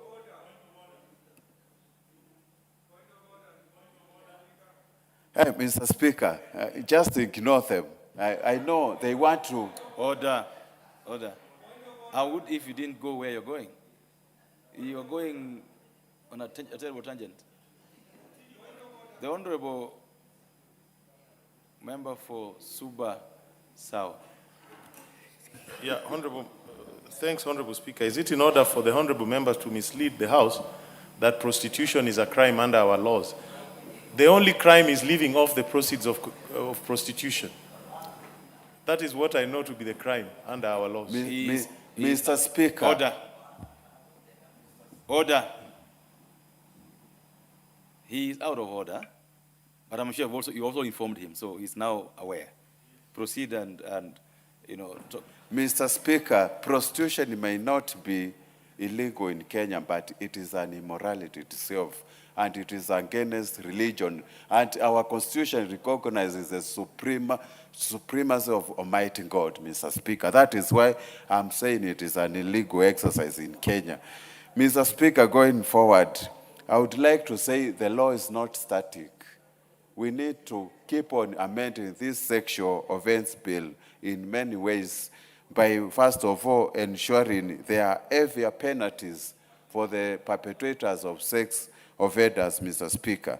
The other issue, actually, we need to do is to educate victims, the procedures they can undertake when they actually become a victim of sexual offenses, Mr. Speaker. Like, for example, when a girl is exposed in this act, she may never know where to start and how to do it. She may even end up saying she will be stigmatized, or rather she will be discriminated if she reports the issue, Mr. Speaker. And this is going to create awareness, and it will be best practice for us to protect our society, Mr. Speaker. Mr. Speaker, the bill also needs to compel the health sectors, or rather the health centers, actually to provide emergency medical attention if somebody is sexually exposed, or rather is raped, and there are no medical attention given to her or to him, Mr. Speaker. With those few remarks, I fully support this bill. Thank you.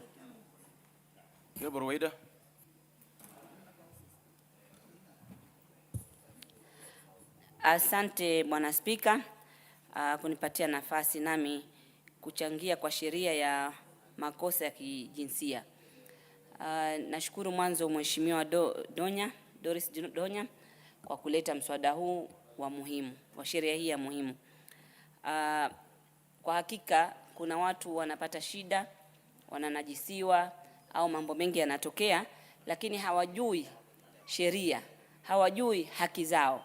So sheria hii itaongeza ufahamu ya makosa ya kijinsia, ili watu wafahamu haya makosa ya kijinsia makosa gani. Sengine mwanaume anaweza kukwambia mwanamke kitu kwa mdomo tu, lakini ikawa ni makosa ya kijinsia, lakini we hujui, unanyamaza, unavumilia.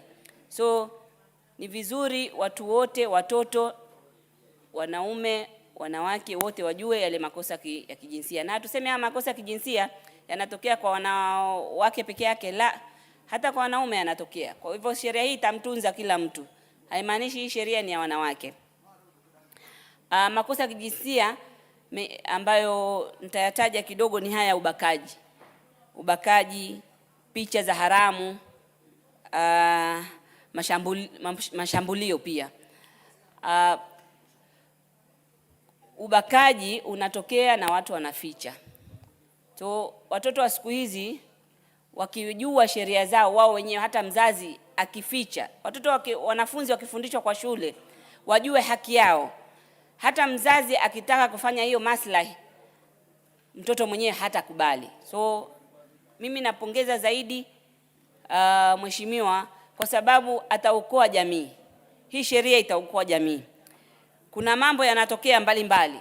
Hata kwa sisi viongozi wanawake, kuna mambo mengi tunaambiwa, sisi tunavumilia, tukiona itaharibu, itafanya hivi, lakini huwa ni makosa. Nchi zingine ukienda ukimpata msichana pengine ako kwa reception, kuanza mambo yako, hiyo unashtakiwa kwamba wewe umemkosea. Sio hapa paka ifanywe kitendo ndio tumkosee, uwe umekosea. Ile kutamka tu huwa umekosea. So ni vizuri hii awareness watu kujua iende paka kwa shule. Ianze kwanza paka shule za chekechea. Ianze huko, msichana ajue au mvulana ajue kwamba haya ni makosa. Na tena wazunguke Kenya nzima. Iwe na kitengo pale ya kusema hii sheria, maana sheria ikiundwa ni ya Kenya nzima. Isiwe tu ni hapa pa town wanafanya awareness au wanaitana kwa mahoteli. Iwe wanaenda wodi kila wodi au eneo bunge kila eneo bunge, ili watu wajue haya. Kwa sababu sahihi, Bwana Spika, inakani kwa mbunge au kwa women rep. Na ukumbuke sisi pia tunatafuta kura. Ukienda ukizungumza ushae kama adui. So itabidi hii ifanywe program, kama itaanza kwa machifu au itaanza kwa nyumba 10 au itaanza vipi, isiwe kwa boardroom. Iwe itafikia wananchi. Kwa sababu saa nyingine mzazi anaweza mzazi akasema kwamba mimi kwa sababu ya hii aibu acha nifiche hii. Kwa sababu kwa mfano mimba za mapema. Kule kwetu ikitokea mimba ya mapema, mtu anaona hii ni aibu. Sasa katika aibu hii wanataka kuificha. Sasa katika kule kuficha ndo anaendeleza makosa. So kutoka kwa walimu, kwa jamii yote, community yote, ili ijue haya ni makosa na makosa yatafuatiliziwa vipi. Pia ziwekwe mbinu, manake haya ni maoni mazuri, lakini maoni lazima kuwe na mbinu kisha ya kufuatilizia.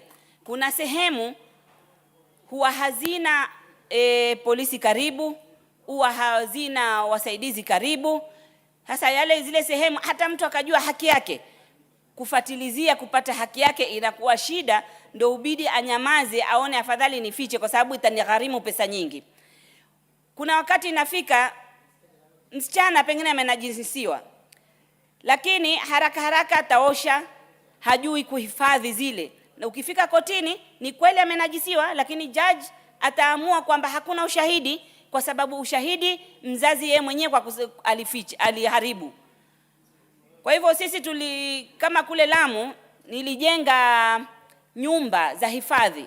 Hizo nyumba za hifadhi ziwezeshwe ili ziwafikie mashinani watu, kuambia yatakana ukinajisiwa ifanywe hivi, ifanywe hivi, ifanywe hivi. Kama vile sisi tunavyokwenda mbio tukiomba kura na kujitangaza.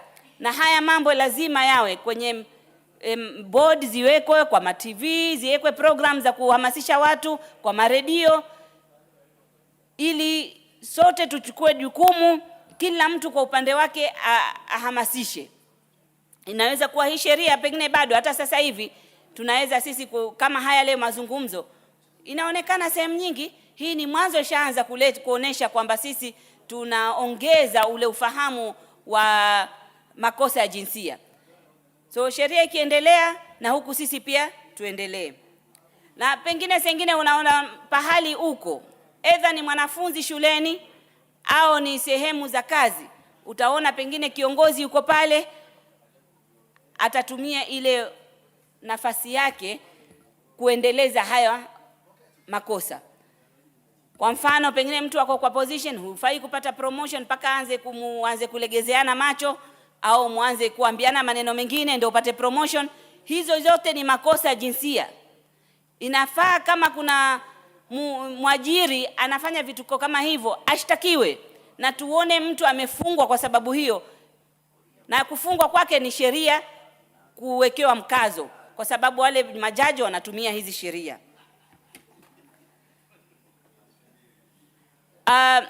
Haya tunataka tuseme yote ni kwa sababu ya upande wote. Wasichana wetu au wavulana wetu mashule wanapitia haya mambo mengi, na pengine wanaficha kwa sababu ya uoga, au saa nyingine hata sisi wazazi ni wakali. Mtu akija kuambia mimi nimefanywa hivi, wewe unaanza kuwa mkali mpaka mtoto anaogopa kukwambia. So anadhalilishwa hata pengine na mtu wake wa nyumbani, mjombake au mtu wa karibu, kwa sababu saa nyingine tuna ile tabia ya kusema mheshimu huyu. Tunafundisha watoto mheshimu huyu, mheshimu huyu. Anaheshimu mpaka anaguswa mwili wake na yeye bado anaendelea kuheshimu. So ni sisi pia wazazi tuhakikishe tunaangalia watoto wetu na tunawafanya marafiki wale watoto wetu. Asante Bwana Spika. Member for 𝗧𝗏.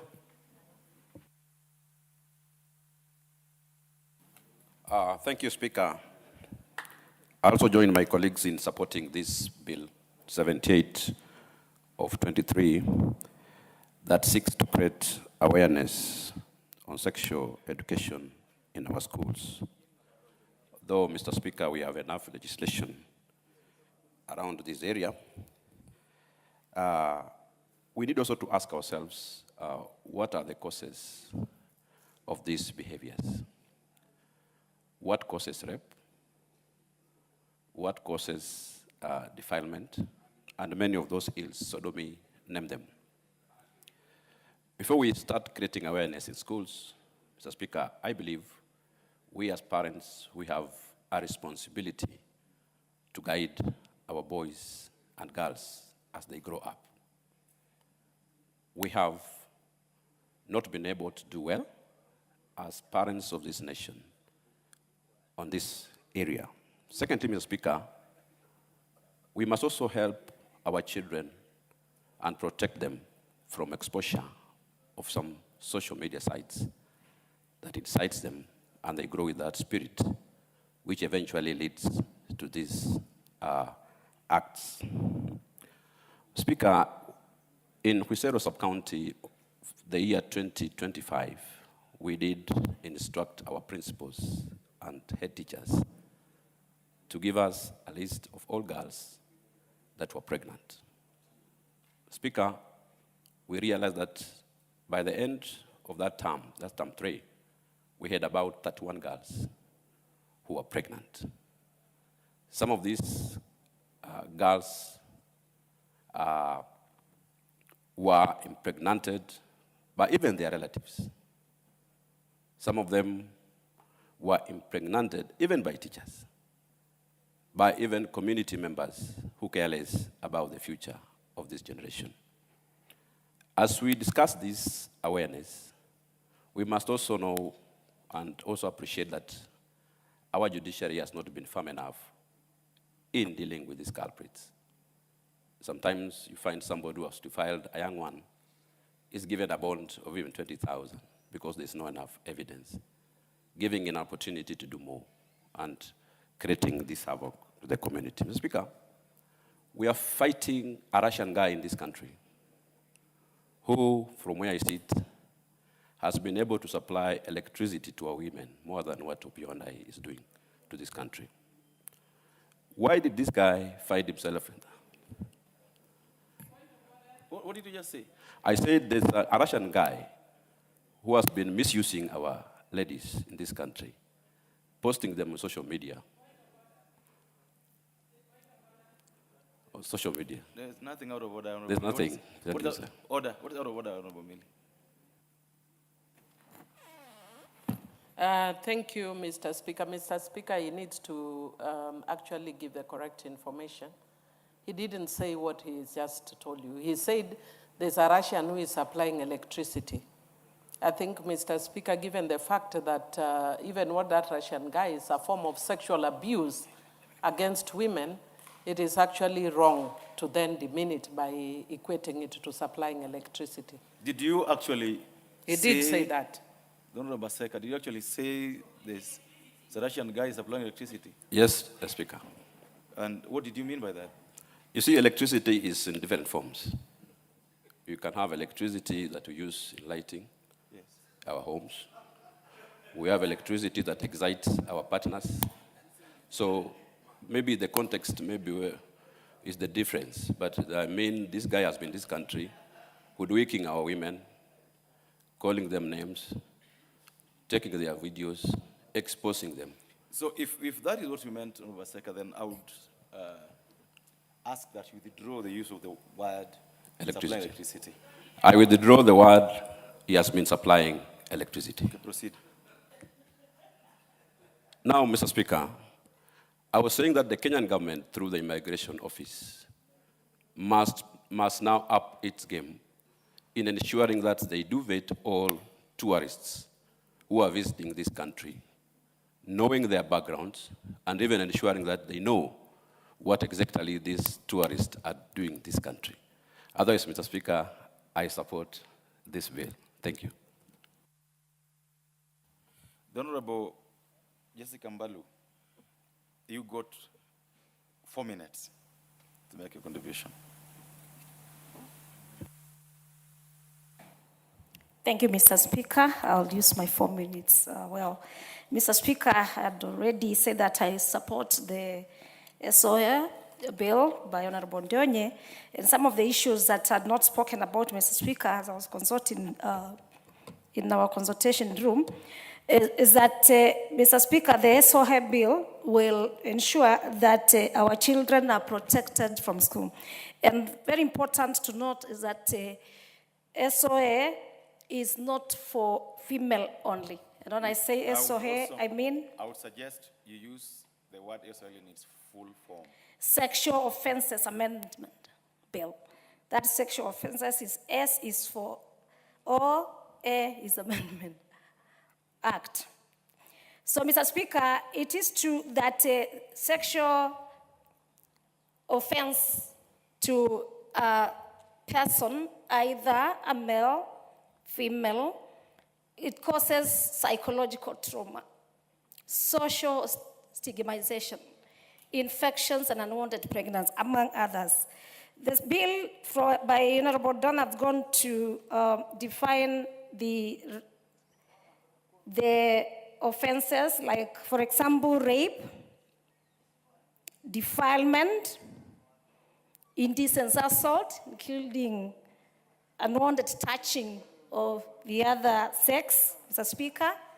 Some other things that we need to look at, Mr. Speaker, even as we bring more amendments to the bill, as we go for the third reading or even other proposed amendments as a bill, Mr. Speaker, you will find that we have technology-facilitated abuse, like what the honorable member was saying. We need to also incorporate the bill to the schools, and this was brought very well by Honorable Karori Omondi, who has a bill that is almost before the House, trying to marry everything to the school curriculum, and also to have the education sector incorporate. So we will discuss it as the bill comes in. Mr. Speaker, very important, the bill is seeking not to allow out-of-court settlement. We have seen areas and parents and relatives going to settle out of court, and this is not going to cure the stigma in the affected or the survivors, Mr. Speaker. Mr. Speaker is also seeking to put high penalties to the offenders, Mr. Speaker, so that at least we can reduce or we can make sure that the offense is stopped. It reminds me of my bill in the last parliament, Mr. Speaker, which we need to revisit on the GBV one-stop center. A one-stop center where a victim will find a counselor, will find a doctor, will find some legal assistant, and even a place to hide to avoid more harassment, and also to get immediate treatment, yes, to ensure that the survivor can be taken care of. So I'm going to follow up on the bill, the GBV one-stop center, so that we can have all our, the victims being taken care of immediately, Mr. Speaker. Mr. Speaker, I am on record Also, we need to look at other issues like the age. I have a police post in Mtito one day, Mr. Speaker, when I went to visit the inmates. I found a very young boy, very young, and the explanation by the... Please wind up. Thank you very much, Mr. Speaker. The young boy who was 18 had sex with a small girl. So the boy was picked and the girl was left. So, Mr. Speaker, it's also good as we do our amendments, we look at some those areas as we bring forth so that we can have a bill that is inclusive. I thank you, Mr. Speaker. Honorable Millie, I hope you can make your point in 3 minutes, because we have to wind up this. Go ahead. Thank you, Mr. Speaker. Mr. Speaker, I'll try to make my points within those few minutes, but I request that you make it 5. Mr. Speaker, I'm very happy that we are looking at the issue of a sexual offences bill amendment, and I want to thank Honorable Donya for bringing this bill. Mr. Speaker, I was actually the author and architect of this bill. When I was in civil society, I wasn't in parliament at that time, and Honorable Njoki Ndung'u then sponsored it in parliament, and I want to thank her for the excellent work she did. Mr. Speaker, after many years since the passing of the Sexual Offences Act, it is evident that there are many teething problems, and Mr. Speaker, because where the rubber meets the road is when you actually then see where the challenges are. And there are many, many issues that have been highlighted, that have been noted in the implementation of the Sexual Offences Act that actually calls for a comprehensive review. And I know that there is a task force that is working on a comprehensive review, and I know that the bill will come with a more comprehensive review. But I want to thank Honorable Donya that even as we are waiting for that, she has brought this piecemeal amendment. Some people were opposing it. I don't think there is a problem, because even if you bring piecemeal amendments, it will still deal with some of the issues that we are confronting. One of them is the issue of awareness that has been epitomized by the comments by Honorable Aseka, that even within this house, we need awareness on issues of sexual offenses, because sometimes we end up even victimizing the victims, Mr. Speaker. That in the case of the Russian guy who has actually victimized women, really the people who should, the person who is a victim, the women, not the Russian guy. The Russian guy is a criminal. And yet, if you actually see the way people are talking, they're actually celebrating him. I don't understand why, because sex is not a crime between adults. It may be an issue of morality. It just may show that we have moral decay in this country, and perhaps it's something that we may be challenging our religious institutions, why they are not effective in ensuring that we are not facing moral decay. But it is not a crime. So what is a crime is that if you have sex in private with a fellow adult, that you go out and share that, that should be a crime. And therefore, Mr. Speaker, somebody has mentioned the issue of technology-facilitated sexual abuse, affecting especially young people, but also affecting adults, as we have seen in this case. We must amend the law to provide for technology-facilitated sexual abuse. But above all, I want to thank Honorable Donya because of the issues that she's raised, but especially the issue of awareness. And we must rethink and really move away from our traditional notions about abuse. There were days when a woman wouldn't be married unless she's a virgin. Half the men here are marrying women who are not virgins, and nobody has taken you to court for not marrying virgins. But you cannot criminalize people because of morality. Criminalize people because of criminal activity. Abuse is abuse. We need to understand what abuse is, and that's why it's important. But we also need to create awareness with our young people so that they do not find themselves in situations where they may end up getting harmed. For instance, I keep hearing people talking about the way people dress and all that. It is not a crime to wear a short dress. But we need to inform our girls that there are people with terrible minds, that when they see legs, they think it's an entitlement to abuse girls. So we need to also get our girls to be safe and to take the first responsibility for their own security. the reason why I actually pushed for the Sexual Offences Act even then is because I worked at the Cradle. And when we founded the Cradle, it was support children who are in conflict with the law. But the cases that ended up coming to us were children who were sexually abused. And Mr. Speaker, some of them were cases which could be avoided if we had given better awareness both to our children and to the community in general. Because my time is up, I wish to support and congratulate Honorable Donya. Thank you. Done. Honorable Donya, you have the chance to reply. Thank you, Mr. Speaker. I would like, before I make my final submission, to give Honorable Dorothy 3 minutes and Nzengu 3 minutes. So we start. So I can give Melly 2 minutes. I think that will be enough. Then I thought it was 15, mine.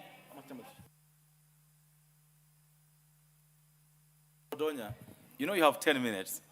So if you I can give Dorothy 2 minutes. 2 minutes. Okay, go ahead. And let's make it 2 minutes, please.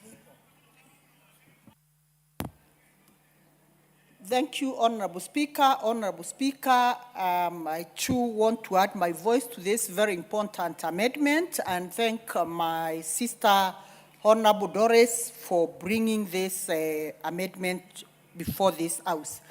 Honorable Speaker, the principal object of this bill is to amend the Sexual Offences Act, CAP 63A, and to mandate the Cabinet Secretary responsible, Honorable Speaker, to ensure that there is public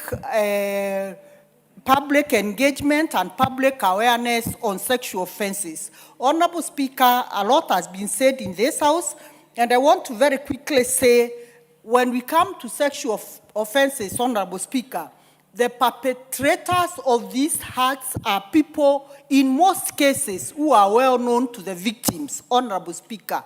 It is people who are very close, especially when it comes to children and young girls. And in most cases, Honorable Speaker, these voices are so silenced that they don't raise it even when it happens. Sometimes they are very traumatized if it is a close relative who has abused them, and they cannot highlight it because of the stigma. Honorable Speaker, also, we have lost our girls through femicide, Honorable Speaker, because they end up in hands of people who are well known to them, and then they end up being killed, losing of life. So these particular offenses have impacted so negatively in our communities, Honorable Speaker, and it is the high time that we stand in the gap and do something. Thank you, Honorable Donya, for bringing this amendment before the floor of the House. Thank you, Honorable Speaker. Zengu. Honorable Speaker, thank you very much for giving me this opportunity once again to contribute to these amendments. And I want to thank my sister, Honorable Donya, for donating that 2 minutes to me. I just, from the onset, rise to support the amendment, and particularly the fact that Honorable Member is proposing to amend the law to allow or to compel the Cabinet Secretary in charge of legal affairs to do promotion and awareness creation. So, because I think a lot of people may not understand what it means by sexual offenses. And therefore, we have young people who are like students, and sometimes they interact with the adults in the form of teachers or even parents or caregivers, and sometimes they are subjected to sexual harassment, and they may not be able to detect that they are actually being harassed, and it is an offense that is being committed on them.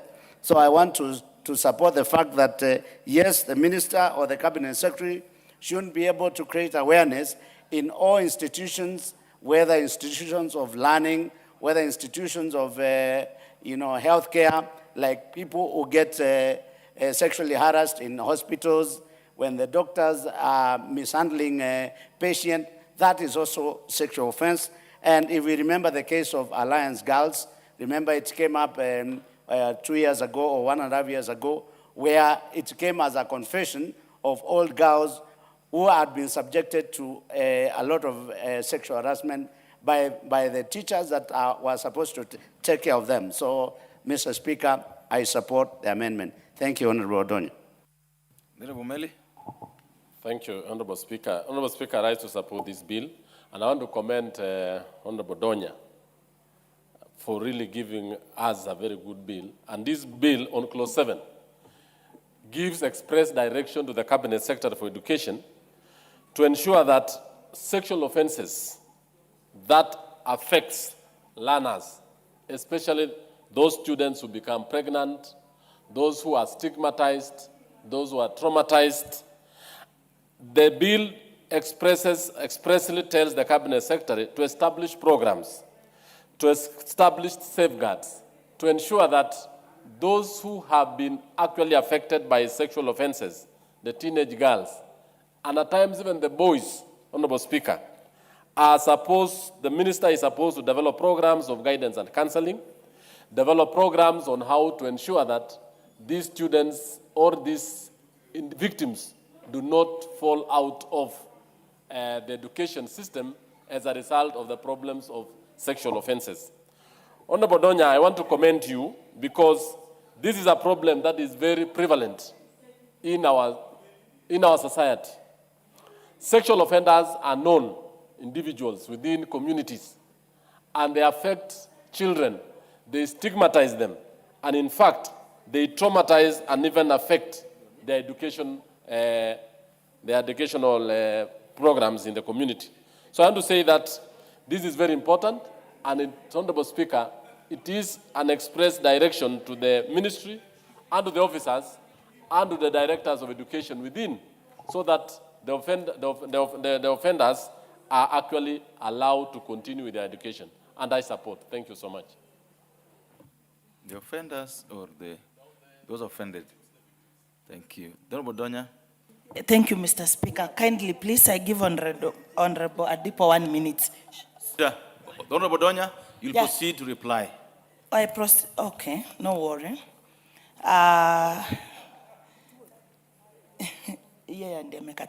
Honorable Speaker, I would like to take this opportunity to appreciate the honorable members for their insightful contributions, ranging from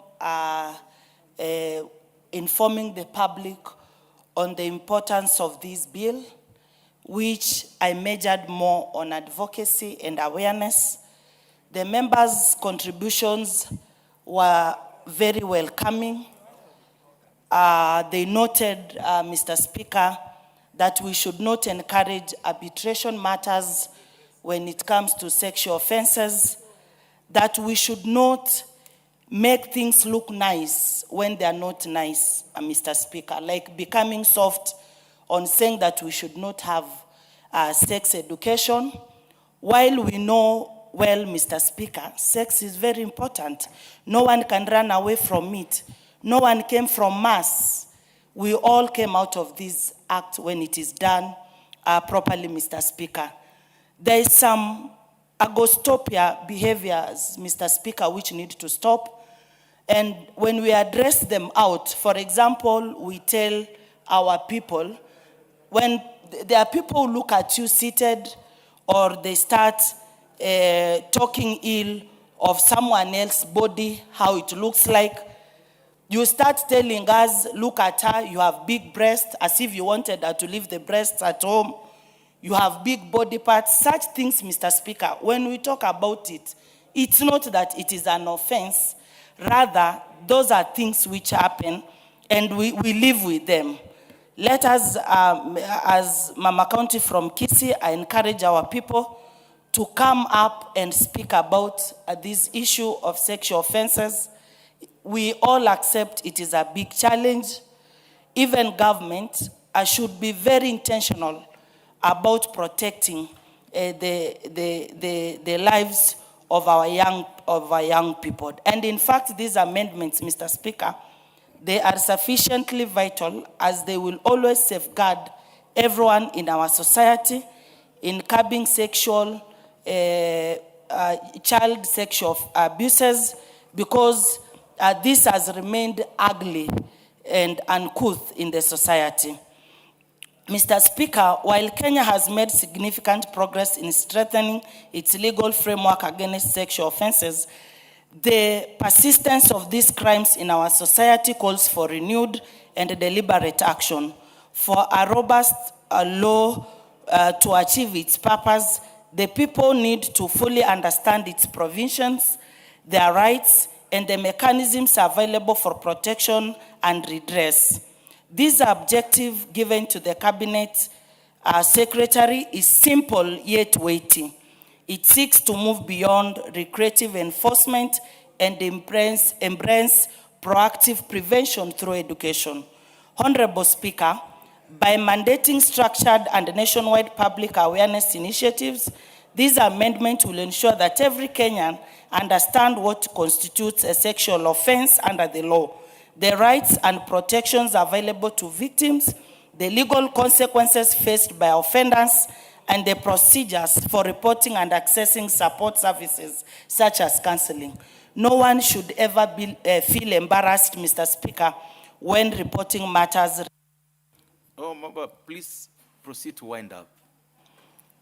Honorable Speaker, it is important to note that whereas the bill mandates the Cabinet Secretary responsible for legal affairs, in consultation with the Cabinet Secretary responsible for education, to establish programs to safeguard, protect, and promote the right to education of victims sexual offenses, it is the Ministry of Education that is responsible for making and implementing policies on the right to education, including programs to protect and promote the right to education of victims of sexual offenses. Therefore, this proposal may be amended to excessively leave these functions to the Cabinet Secretary in the Ministry of Education to be responsible.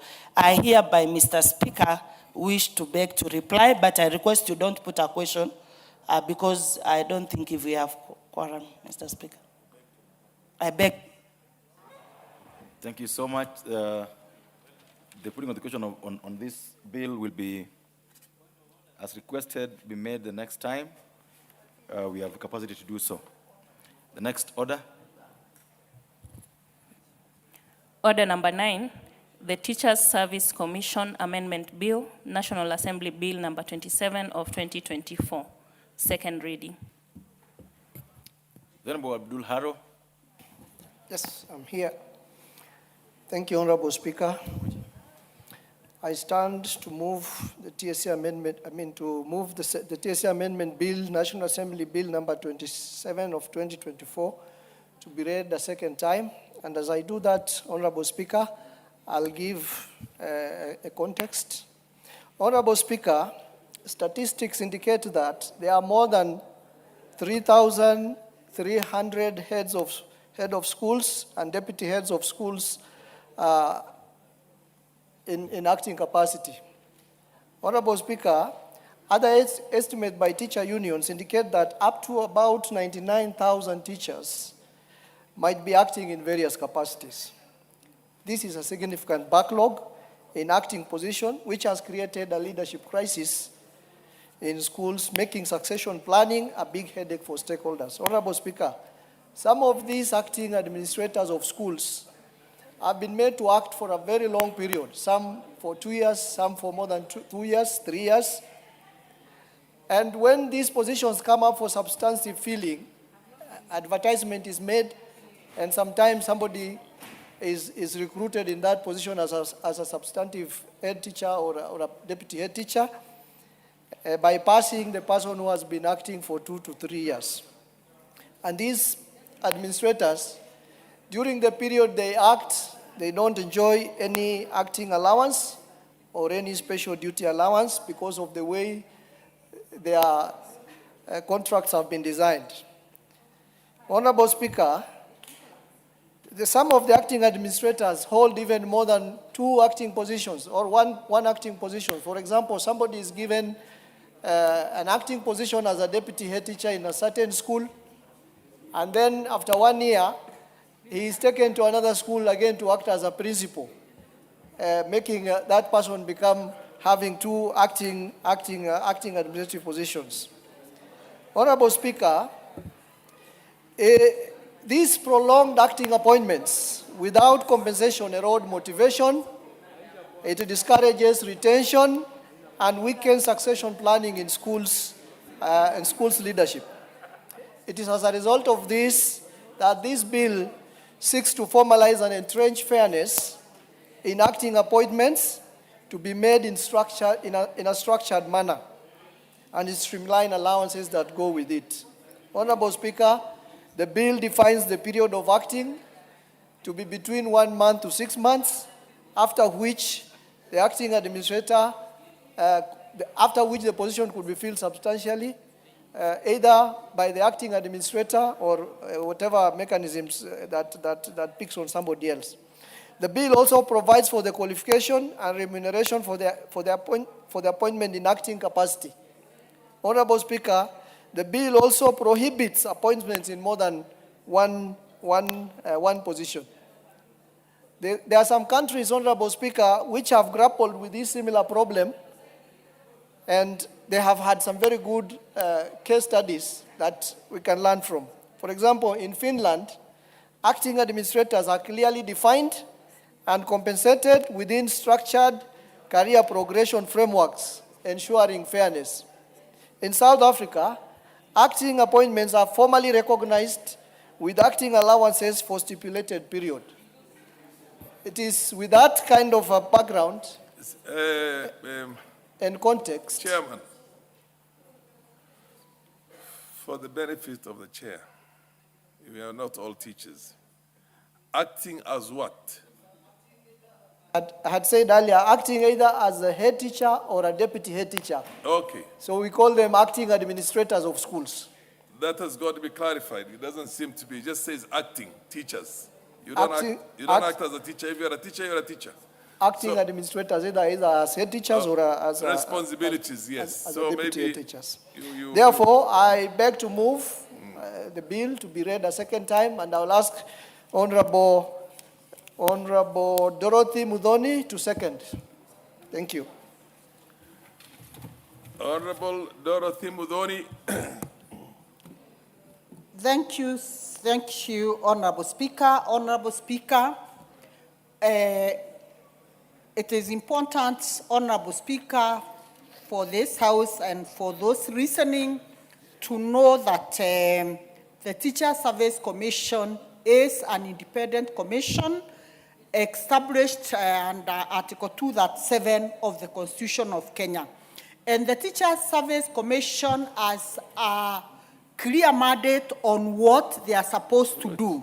One, teacher management, registering teachers, recruiting teachers, promoting teachers, transferring teachers, disciplining, and even terminating the services of those teachers. Honorable Speaker, it is against this background that this particular amendment of the Teacher Service Commission, Bill number 27 of 2024, is very crucial and important for us as registrators. Honorable Speaker, I want to laud the MP for Mandera, Honorable Arrow, for bringing this amendment before the floor of the House. Honorable Speaker, of importance, Honorable Speaker, and what this bill is seeking to amend, it is to bring to a stop to fair administrative practices by the Teacher Service Commission. Honorable Speaker. Honorable Speaker, protection of teachers serving in acting capacity and protection of teachers in general, Honorable Speaker, it is the responsibility and the mandate of the Teacher Service Commission. Therefore, Honorable Speaker, I want to say, as the mover has just indicated, we have practices where in our schools, administrators, principals of our schools, head teachers, deputy head teachers, and senior teachers, they have been subjected to a lot of anxiety, torture, and torment, Honorable Speaker, when they are given responsibility and they are told to act. And in the acting capacity, they are responsible for the day-to-day running of those institutions. But, Honorable Speaker, they keep waiting, agonizing, without knowing their fate, when it takes up to 2 years, 1 year, 6 months in acting capacity. Therefore, Honorable Speaker, this bill is seeking to have a clear direction on how long a teacher or a principal or a head teacher should act before being confirmed. And Honorable Speaker, this bill provides a statutory framework governing acting appointments. And the proposal that is indicated herein, the duration, which should not exceed 6 months.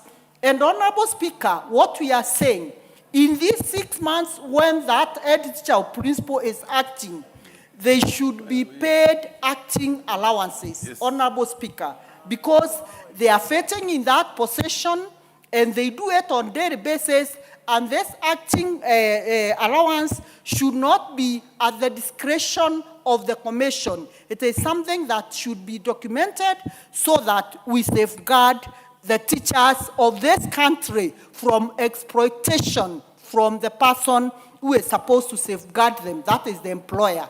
Honorable Speaker, number 2, we have enhancement in this bill of accountability and transparency by requiring consultations with the Salaries and Remuneration Commission.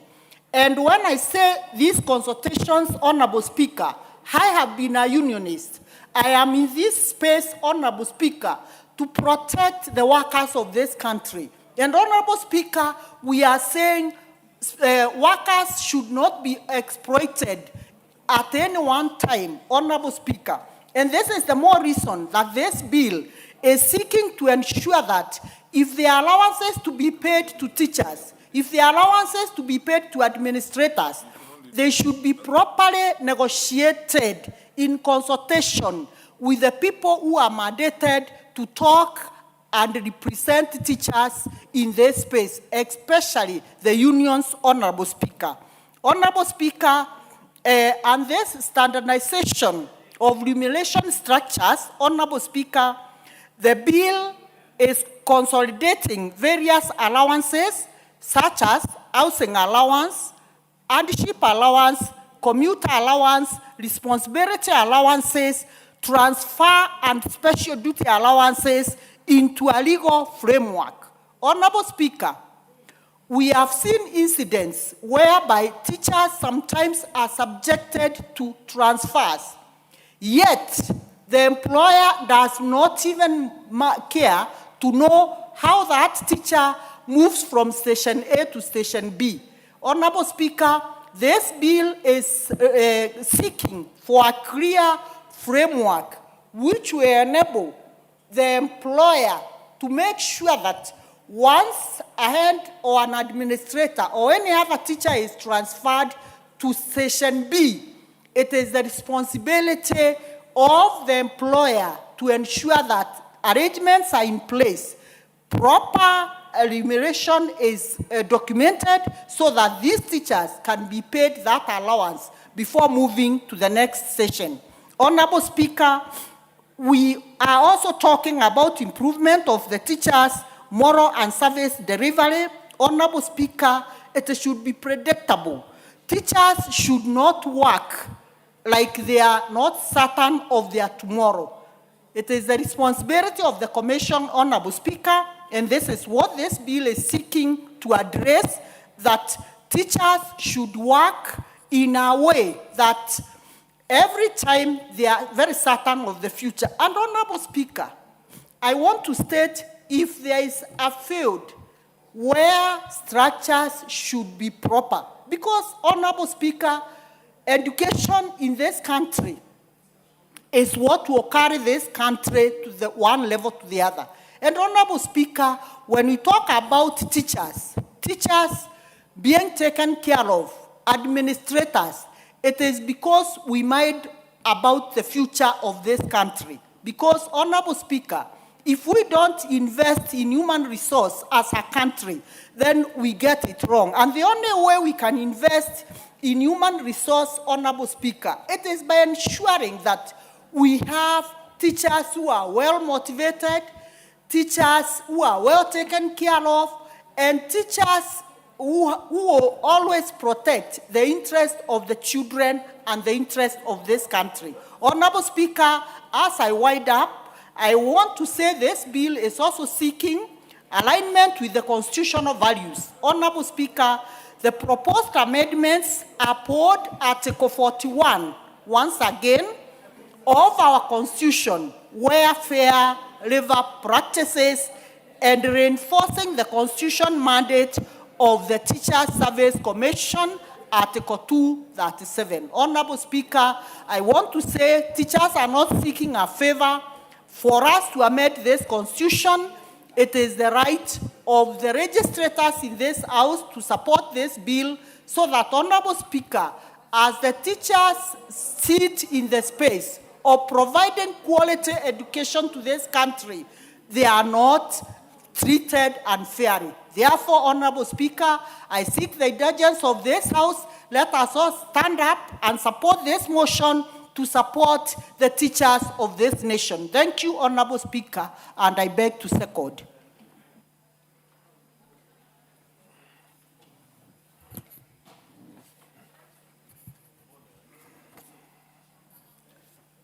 Fair enough. Honorable members, I now propose a question. The Teachers Service Commission Amendment Bill, National Assembly Bill number 27 of 2024 be now read a second time. What's your point of order? The MP for Yatta? Thank you, Speaker. I'm raising on a point of order, Standing Order 97, regarding the limitation of debate. When you look at the mood of the House, many members want to contribute to this particular bill. So I'm requesting if we could reduce or limit debate to 5 minutes to allow members to contribute. Thank you. Fair enough. You want the debating the time allotted for every member to be 5 minutes instead of 10 minutes? Any other member who is willing to weigh in on that? Yes? Yes, 𝗥𝗘𝗝𝗚𝗧𝗔𝗏. Are you supporting or you're opposing? You support? Yes. Fair enough. Anybody else who wants to weigh in on that? Yes, Honorable MP for Luanda. Thank you, Speaker. I actually want to support the same because this bill is very weighty and important for us. So, Speaker, 5 minutes would be adequate. Thank you. Fair enough. I presume that, yes, Dr. Gogo? Before Thank I you. put the question, yeah. Thank you, Honorable Speaker. I also want to support. Fair enough. Perfect. Thank you. Thank you. Honorable members, I now put the question. The debate on this for members be limited to 5 minutes instead of 10 minutes. As many of the opinion say aye. Aye. As many of the contrary opinion say nay. The ayes have it. The ayes have it. 𝗥𝗘𝗝𝗏𝗧𝗏.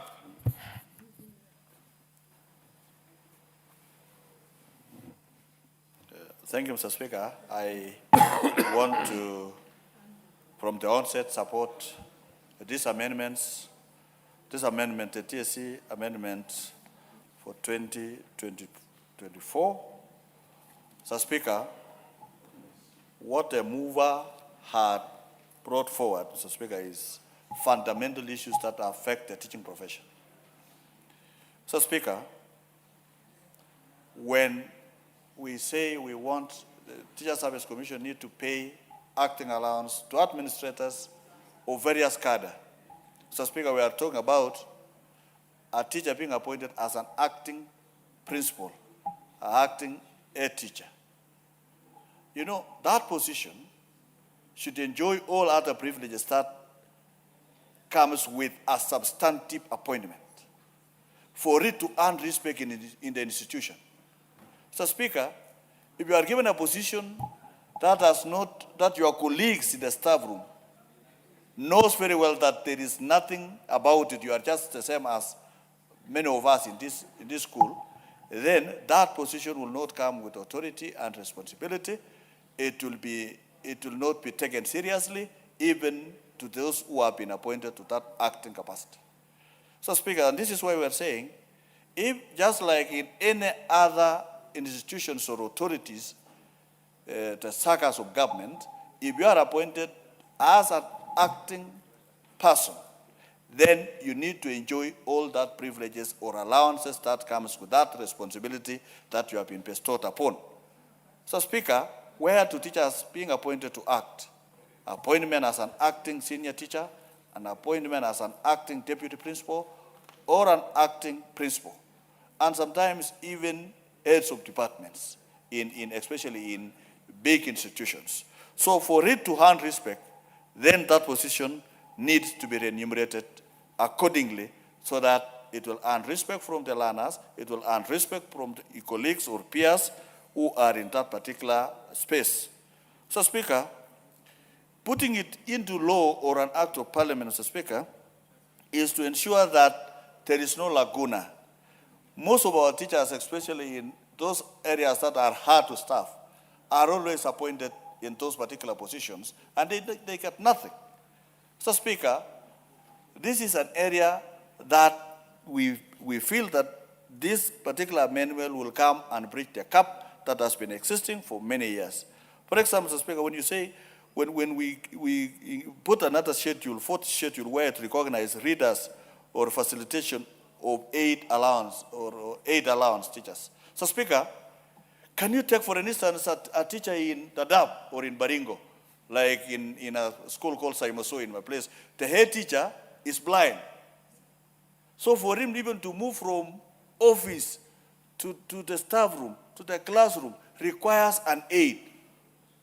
So, Speaker, this is a serious matter, that if it is not remunerated, then those people have a problem, because every time they want, even when they are supposed to make a speech in school, they are assisted.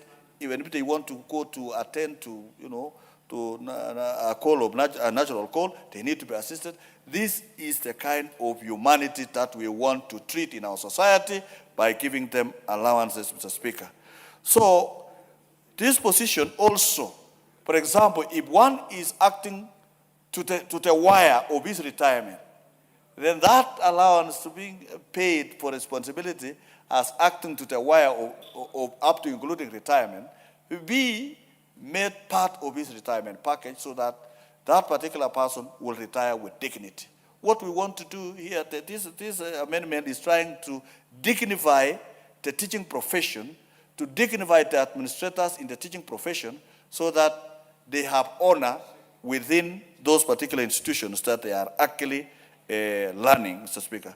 So, Speaker, there is also a special allowance for responsibilities allowed those who have not attained their grade and they have been given an acting capacity. Let us not allow a teacher to act beyond 6 months. If you act beyond 6 months, Mr. Speaker, be confirmed to that position as a substantive appointment, so that those teachers are actually, don't misuse someone for more than 1 year in the same acting capacity without anything, Mr. Speaker.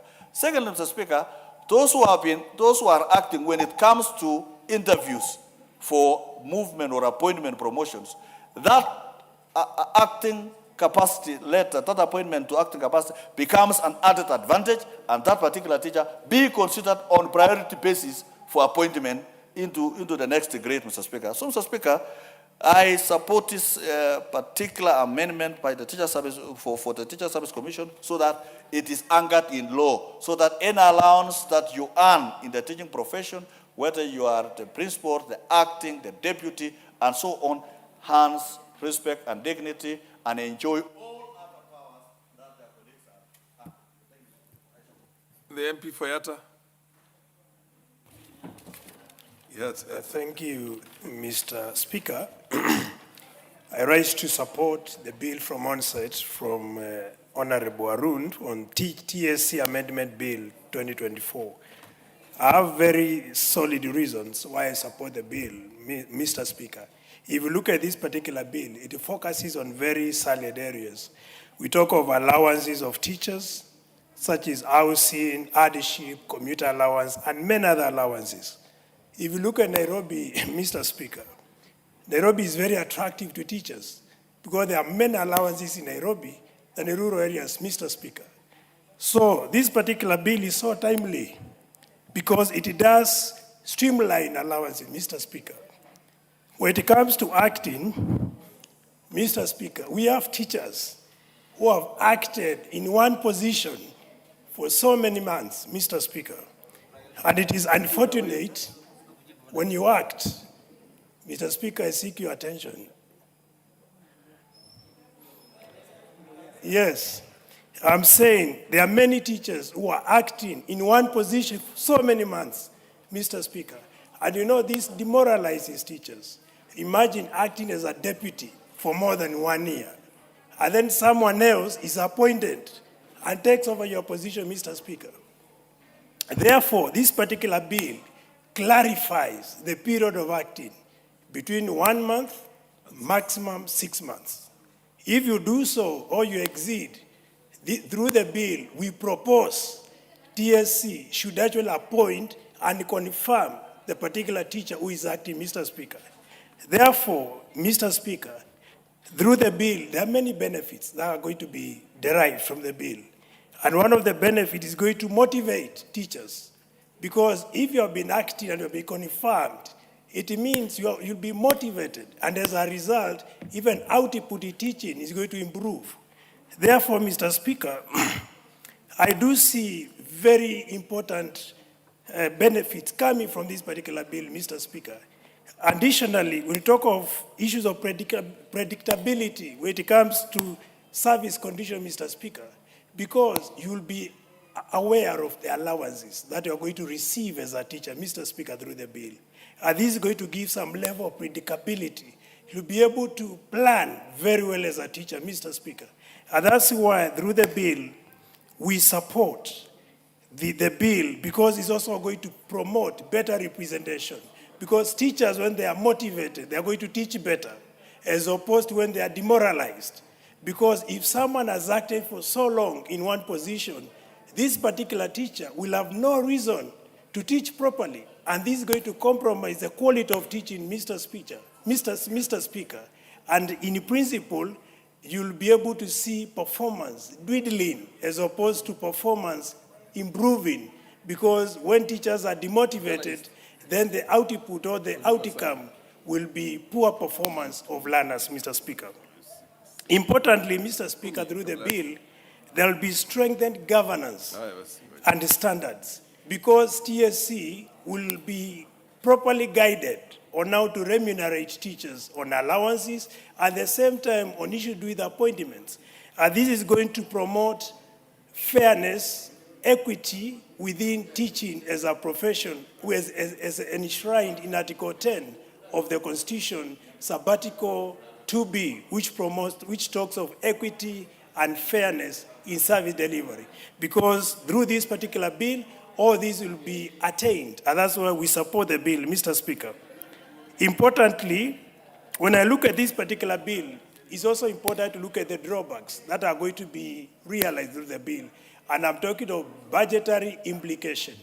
There'll be budgetary pressure because remember, with the clarity on allowances, standardization on allowances, TSC will demand more budget. And that's why it's announced that appropriates budget for governance, for service delivery. We need to consider revising budget for TSC upward to be able to accommodate the amendment that we are proposing in this particular bill, Mr. Speaker. That's why when you look at the bill, the critics will talk of budget. And as a House, we need to take this into consideration so as we don't have a situation whereby TSC will push back the bill or raise an issue concerning how they are going to accommodate the new changes we are proposing. So with those few remarks, Mr. Speaker, I support the bill and seek to incorporate the amendments so that we make it watertight to have it become operational. Thank you, Mr. Speaker. Millie Odhiambo. Honorable Millie Odhiambo. Did you put in your name there just for or you seriously wanted to contribute? Of course, Mr. Speaker, I want to contribute, but I can also consult my colleagues, especially on the issues that are of concern in regard to ODM party. Yes, Mr. Speaker. That's not on the order paper today. What we have on the order paper is the Teacher Service Yes, Commission. but we can always proceed, we can have Honorable a preamble, Mr. Speaker. This is merely preamble. Many Kenyans are concerned about what is going on in ODM. But having said that, Mr. Speaker, I want to say that I want to support, and I'll be extremely brief on this, Mr. Speaker. Teachers are the first and primary nurturers of our children, and therefore we should treat them with a lot of dignity and a lot of decorum. Order, Honorable 𝗥𝗘𝗝𝗄𝗧𝗏, Honorable Ndindi Nyoro. Mr. Speaker, You will consult in very low tones so that Honorable Midi can be heard. Proceed. Mr. Speaker, you know Honorable Ndindi Nyoro must be excited when I say there are issues in ODM party. But he should relax. Even when we have problems in ODM party, we will sort them out. So don't be that excited. They are merely temporary. Mr. Speaker, I just want to say that I support the amendment because it's fairly straightforward. Because the practice all over is that when somebody is in an acting capacity, they should actually benefit from the, they should actually be given the benefits of the substantive office holder. Mr. Speaker, it's actually, this is an issue that we should even have been dealing with administratively.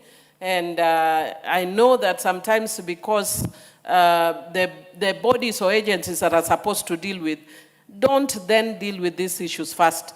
It forces us then as legislators to legislate, which sometimes as a good legislator, I find like we over-legislate. But we are forced to do that sometimes when people are not doing their mandate or performing their mandate. With those few remarks, I support. MP for Nandi Hills, followed by the MP for Luanda. Thank you very much, Mr. Speaker. At the onset, allow me to thank the MP for Mandera South, 𝗥𝗘𝗝𝗚𝗧𝗏, for bringing in this amendment on the TSC, in the act that brings in the TSC to breathe in the air into expanding what should have been done way before on the matters concerning the fourth schedule on issues of allowances, and equally Section 32A, where it really touches all schools that we all come from. For instance, when the proposal that any teacher on an acting capacity must act at least 30 days and not exceeding 6 months, I think makes a lot of sense indeed, so that then beyond which such teacher must be confirmed or be accommodated. And when it talks about that anybody who is put on acting must be qualified, and that being put in the law, I think, is key. And also that any teacher in acting capacity must also be remunerated or must be given special duty allowance. I think is extremely sensible. But what really has touched my mind is on the issue of the various allowances that I think also was very important to bring in to expand and make it also comfortable and make it comfortable for teachers to be able to work on a space where they are also equally remunerated in terms of allowances in a better way.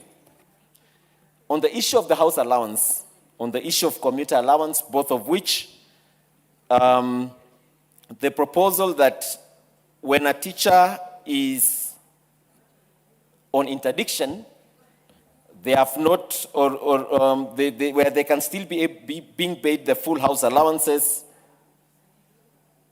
even though they are on half salary, I think also makes sense, because when you've not been proven or you've not been kicked out of service, I think it's important also for teachers to be supported in such a manner. But talking of the various the allowance that have been mentioned, whether it's hardship allowance, I think it has breathed here into it that when you leave an area of gazettement, that this hardship area, when you move, then that ceases. But of great interest to me, from the special duty allowance, responsibility allowance, special school allowance, readers facilitation and aid allowance, leave allowance, I'm keen on the transfer allowance, where the proposal that where there is a discretion of transfer of teachers from sub-county to another or inter-county transfer, that allowances be paid to such teachers. So my question is, what happens then to those sub-counties that are extremely so wide? Don't you think it would be reasonable also to consider that any form of a transfer, then, any transfer that happens, then those teachers must be given transfer allowance? Secondly, is even a situation where a teacher initiates on transfer, I think we should be able then to breathe in some air into it and say that it should not be only, say, in a period of 3 years or 2 years or even a year. If you make one transfer, then let us be considerate enough and give you some allowance to be able to move. Sometimes it's because of family issues and those challenges that makes a teacher to want to move from one place to the other, to be able to contribute in teaching, and contributing in the service of dispensing knowledge. I think that section IB must be reconsidered, just as I was just informed that in other, sector of the public service, even on transfer, you should be able to be given some support. So I agree with all the other allowances, but on this particular one, I want teachers, when they are moving from one place to the other, let them be considered for this transfer allowance. I thank you, and I support indeed this bill, except for those amendments that I've been able to put across the Member of Parliament for Mandera South. MP for Luanda. Thank you very much, Mr. Speaker, for the opportunity given so that I may also add my voice to this important matter about our teachers. First and foremost is to appreciate Mheshimiwa Abdul for this amendment that is well thought and goes a long way to address a number of gaps that currently exist in teacher management, Mr. Speaker. Mr. Speaker, in this 13th Parliament, I've had the privilege of sitting in the Education Research Committee, whereby our main duty has been to oversight, among many, Teacher Service Commission. And this has enabled me be able to interact with some of the challenges that our teachers go through, especially when it comes to this matter of acting, Mr. Speaker. Mr. Speaker, for far too long, our teachers have actually suffered some kind, to some extent, been mismanaged, in the sense that teachers have been acting for far too long, Mr. Speaker. It will be unfair, and it has been, Mr. Speaker, that teachers act for a position for 3-4 years in the same station, then somebody is brought to take over the leadership on the basis that this teacher was initially not qualified to be acting on that position, Mr. Speaker. And therefore, this has resulted to many of our teachers being frustrated and being motivated, because after having acted for 3 years, then somebody is brought in the same station saying that you are not qualified. The question therefore is, why were you first of all given the duty to act? And therefore, this bill brings in the issue of certainty, Mr. Speaker. And if Teacher Service Commission should therefore be able to give an opportunity to a teacher to act, and the bill says that a minimum of 1 month to 6 months, Mr. Speaker, this will actually go a long way in curbing or eradicating the issue of teacher acting for 1 year, 2 years or so, Mr. Speaker. So for that, Mr. Speaker, I support. The other issue, Mr. Speaker, is whereby a teacher is given an opportunity to act, and the employer comes and says, indeed, you are not qualified to be acting, and therefore will not be confirmed. The bill says, Mr. Speaker, that if a vacancy is available, let us give it to a teacher who's qualified so that this teacher can actually be confirmed. And that says that we should move on and pay the respective allowances, Mr. Speaker. And therefore want to applaud my brother, who's found it well to really cure this gap in the law, whereby our teachers have been humiliated to some extent by having unnecessary years of acting, which therefore, which are never remunerated, Mr. Speaker. Mr. Speaker, another important part of this bill is the bringing into action Schedule 4, which now catalogs a number of allowances, Mr. Speaker, that these teachers are supposed to enjoy, Mr. Speaker. To me, this brings the element of certainty and predictability, which improves the issue of governance. Because, Mr. Speaker, when you are told to act for this long, the issues of governance are compromised. But when you are assured that you will be paid for this acting, it will be for a specific time, Mr. Speaker, and therefore this teacher will actually be able to ensure that governance and accountability matters are actually taken off, actually recognized, Mr. Speaker. A good example is the constituency I live, Mr. Speaker. Currently, as we speak, we have about 17 institutions which have got acting administrators. 17 is such a big number, Mr. Speaker. It brings in the issue of uncertainty. But if these teachers are confirmed, or we know that you will only be acting for a maximum of 1 year of 6 months, Mr. Speaker, it brings in the issue of accountability on the part of the teacher, and he or she knows, is well motivated, that he or she is equally qualified to be able to take up that specific opportunity when that encounters Mr. Speaker. Therefore, support and say that this is a bill that is in time, a bill that will go a long way to cure the gaps that we have. I support. Thank you. MP for Turkana East, followed by Madam Emmase Mary. I thank you. Yan Daud and Yando next. I thank you, Mr. Speaker, for this chance and for giving me this opportunity to add my voice in support of this amendment bill. Mr. Speaker, the teachers of this country, they have suffered for so long when it comes to their new positions of acting in their stations. Mr. Speaker, this amendment, if supported and passed, it will really help our teachers to do their work with dignity, and they will be giving services to our kids the way it is required by law. As we can look at it as for now, our teachers, they are more discouraged, and some of them, they even not do their job the way it's supposed to be, just because of the discouragement they have, because of this matter of acting capacity in their schools. In the constituency I come from, or I represent, so many schools, they are being headed by the teachers who are giving services in acting capacity. This bill, the way the honorable member for Mandara South has brought it to this house, we need to support it so that this capacity issue must be guided by policies or guidelines, so that when somebody has been given to act as senior teacher, deputy teacher, head of those institutions, it must be something which has some guideline.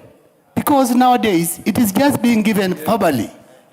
Teachers are being told to serve in the acting capacity, just verbally, by their teachers or supervisors, without even having a letter to confirm them that they are acting. And that's why I find some of them, when those positions, they are being now announced to be given to somebody, they have nothing to show that they have been acting. We want this acting capacity or acting positions to be supported by some documents or to have policy to govern it, so that these teachers, when they are acting, they are given some special allowances for their acting capacity, and also the letter to show that they have been acting. And it needs also to have time frame, not just for you to act for so many years or so many months without being confirmed. You just do that work, and when somebody comes, you are just being told, okay, somebody has taken your position, you just leave. It must be something which has written documents, and these teachers to have it so that when they're acting, they really know they are doing the job which has been given to them and supported by law. And that's why we support this bill, so that these teachers, some of them, they are being transferred in the middle of acting capacity. And when they go to their new stations, they just start from nowhere, because nobody knew from where they have come from, they have been acting or not.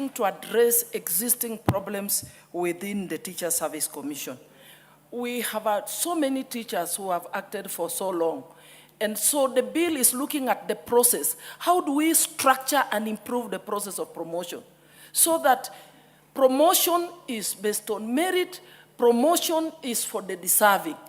Because, Honorable Speaker, even now, because of these delayed promotions, people acting for too long, we finally promoted too many, and they have no schools to be posted to, Honorable Speaker.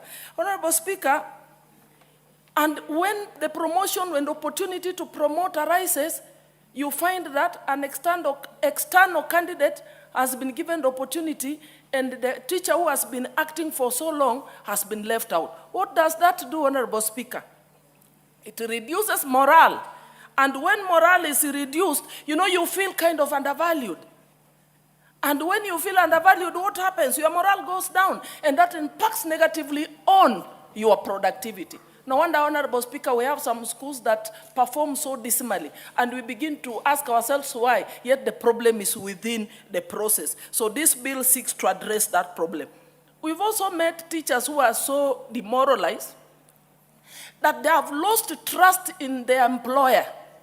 Because every time you get a call, a teacher is asking you, Mheshimiwa, help me get promoted. I've been in this position for I don't know how long. And it shouldn't be like that. It should be automatic. It should be structured that you can act for this period of time, which must be certain, and that after this period of time, you will get promoted. So this bill seeks to restore that trust, that a teacher is sure, after this time I'm acting, at this point I'll also get promoted. Honorable Speaker, we've also seen teachers moving out of TSC and looking for other opportunities. Because you're so demoralized, you're not seeing light at the end of the tunnel. You're not seeing yourself moving.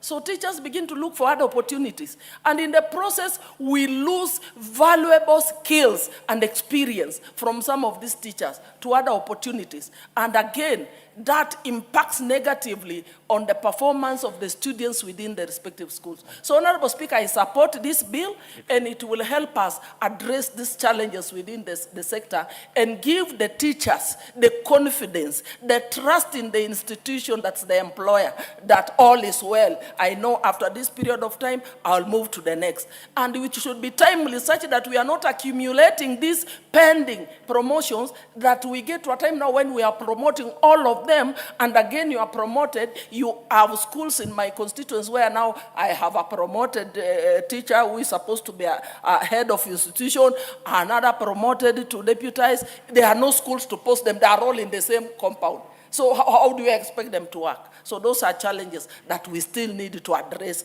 within our teaching institutions. Thank you, Honorable Speaker. I support. MP for Imenti North, followed by MP for Nyando. Oh, did I say Nyando next? Okay, but Dawood, you will have to yield to Nyando first and then you. Honorable Nyando MP, Dawood number 2. I thank you very much, Honorable Speaker, and allow me to also add my voice on this most timely. Speaker Nyando, 1 second. I want to recognize the presence of students or pupils from Andewa Primary School in Mavoko, Machakos. You can rise up, yes. And I think I did see, this is just Kambalu. How did I see at the back there? Oh yes, proceed, madam. And because I don't see anybody else from Machakos here, you can proceed and give the young ladies and boys a word of encouragement. And then after you, the honorable member behind you. Thank you very much, Honorable Speaker. I wish to welcome the students from Mavoko constituency, Machakos. Yes. I am from 𝗥𝗘𝗝𝗧𝗘𝗗 in Makueni County.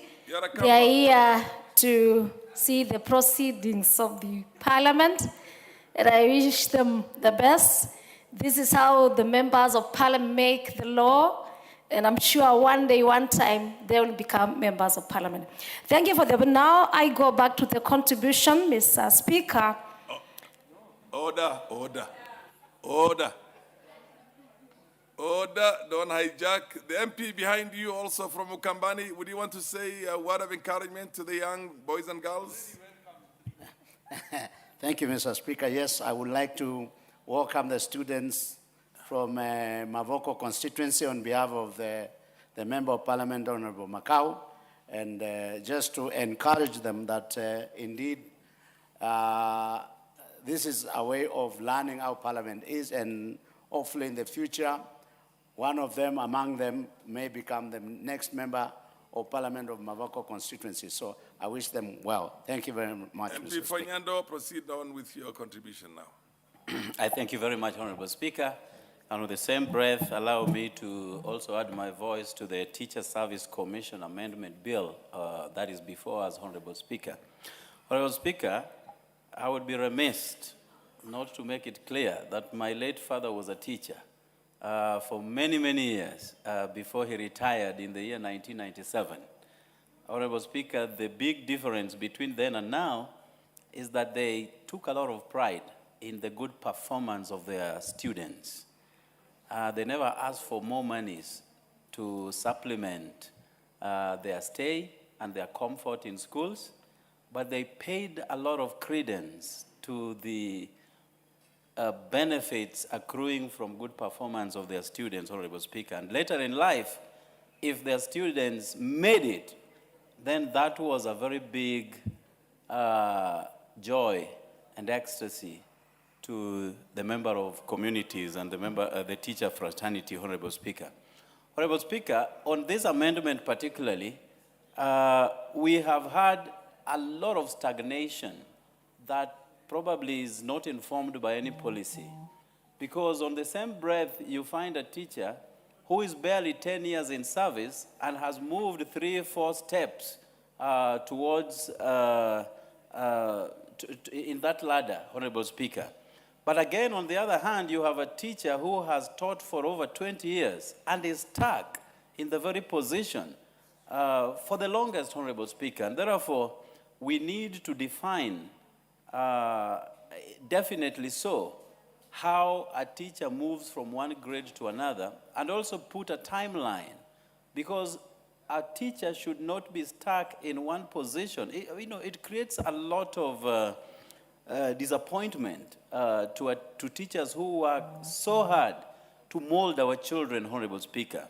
In South Korea, Honorable Speaker, unlike us here, where those who get A's in high schools are plugged into either engineering or medicine or some. In Korea, those who are A students become teachers, Honorable Speaker, because they understand the importance of molding a child to become somebody in future, Honorable Speaker. Whereas our curriculum does not really recognize teachers as much, but what happens in countries that have made gigantic steps towards economic progress is a testament that teaching as a profession is so noble and only the best should be put into classroom, Honorable Speaker. I have witnessed in the course of my movement across the world, Honorable Speaker, a PhD holder teaching young people from grade 1 to grade 5, Honorable Speaker. And PhD holders in this country and in Africa in general are only put at the university level. Those who only handle people who have been molded by others but not them. So these are issues that we also need to reconsider, even as we work towards the horizontal movement of teachers from one grade to another, Honorable Speaker. Teachers have signed to work anywhere across the Republic of Kenya, but it has become a tendency, Honorable Speaker, that a teacher who does not align to the requisites of their bosses are taken to northeastern Kenya, Honorable Speaker, very far away from their homes, distorting their comfort, Honorable Speaker. We also need to, even as we understand the need to address the plight of all teachers across the nation, make sure that teachers are also made comfortable. And disciplinary measures do not necessarily mean taking them far away from their families, Honorable Speaker. So these are fundamental issues that we need to put in place as we work towards a teacher's comfort, Honorable Speaker.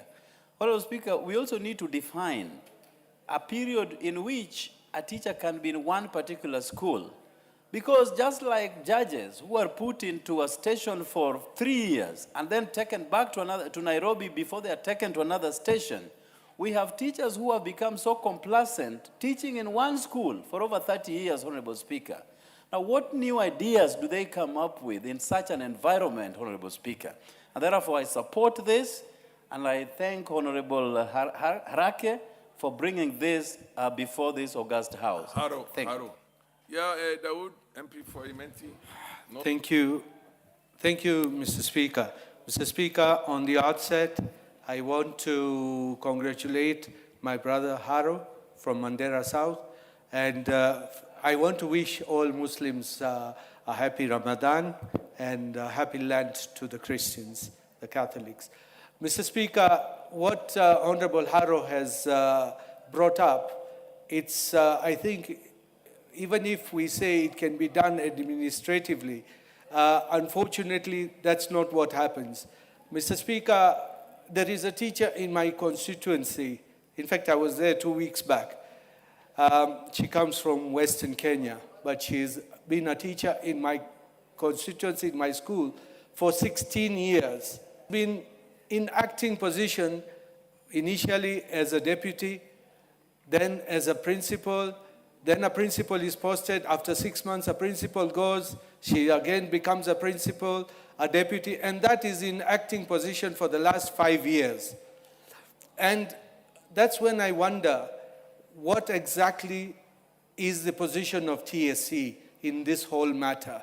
Mr. Speaker, we need to have something that is definable, that if any teacher serves in a position of a deputy or a principal, after 6 months, they should be confirmed, because that's the labor laws. The labor laws say that you cannot be in an acting position for more than 6 months. And if TSC is doing that, I think it's going against the labor laws of the country, and they should be cited for contempt. Mr. Speaker, the second one we need to sort out is how are we going to treat the JSS, the junior secondary schools? At the moment, they are under the primary head teachers who now run even the JSS. Do we now call the primary head teachers principals so that they then are principals with extra responsibilities and extra funds? Because you cannot just call somebody to run the JSS and not give them extra funds or extra remuneration, and then you just expect them to do the job. Mr. Speaker, we need TSC to look into that. I hope Honorable 𝗏𝗏 can even include the JSS in his bill so that we pass it when we come to committee stage. Mr. Speaker, we talk about progression and promotion.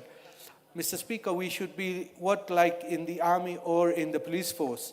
A constable, the other day I heard a constable needs to move up to become a corporal, to become a sergeant, to become an inspector, and all the way up. In this, unfortunately, in the teaching profession, people have been there for ages and ages, like what Honorable Fonyando has just mentioned, have been there for more than 20 years, and they're stuck at one job group. They need to be shifted up, because if you have served for 3 or 5 years, then move them up. Give them a possibility to go higher and to be taken into administrative positions. Mr. Speaker, when Honorable Haro was talking, he said 98,000 administrators are in acting position. And I think that is the highest I have heard of any institution as per percentage. Mr. Speaker, we need to get to the bottom of this, and I ask my colleagues to join Honorable Haro, and let's make those changes what are necessary. Thank you, Mr. Speaker. Honorable 𝗟𝗏𝗡𝗖𝗍𝗏, followed by Honorable Ndindi Nyoro. Thank you, Mr. Speaker. Who was, order. Mr. Speaker. Order. Honorable members, the chair has a lot of considerations.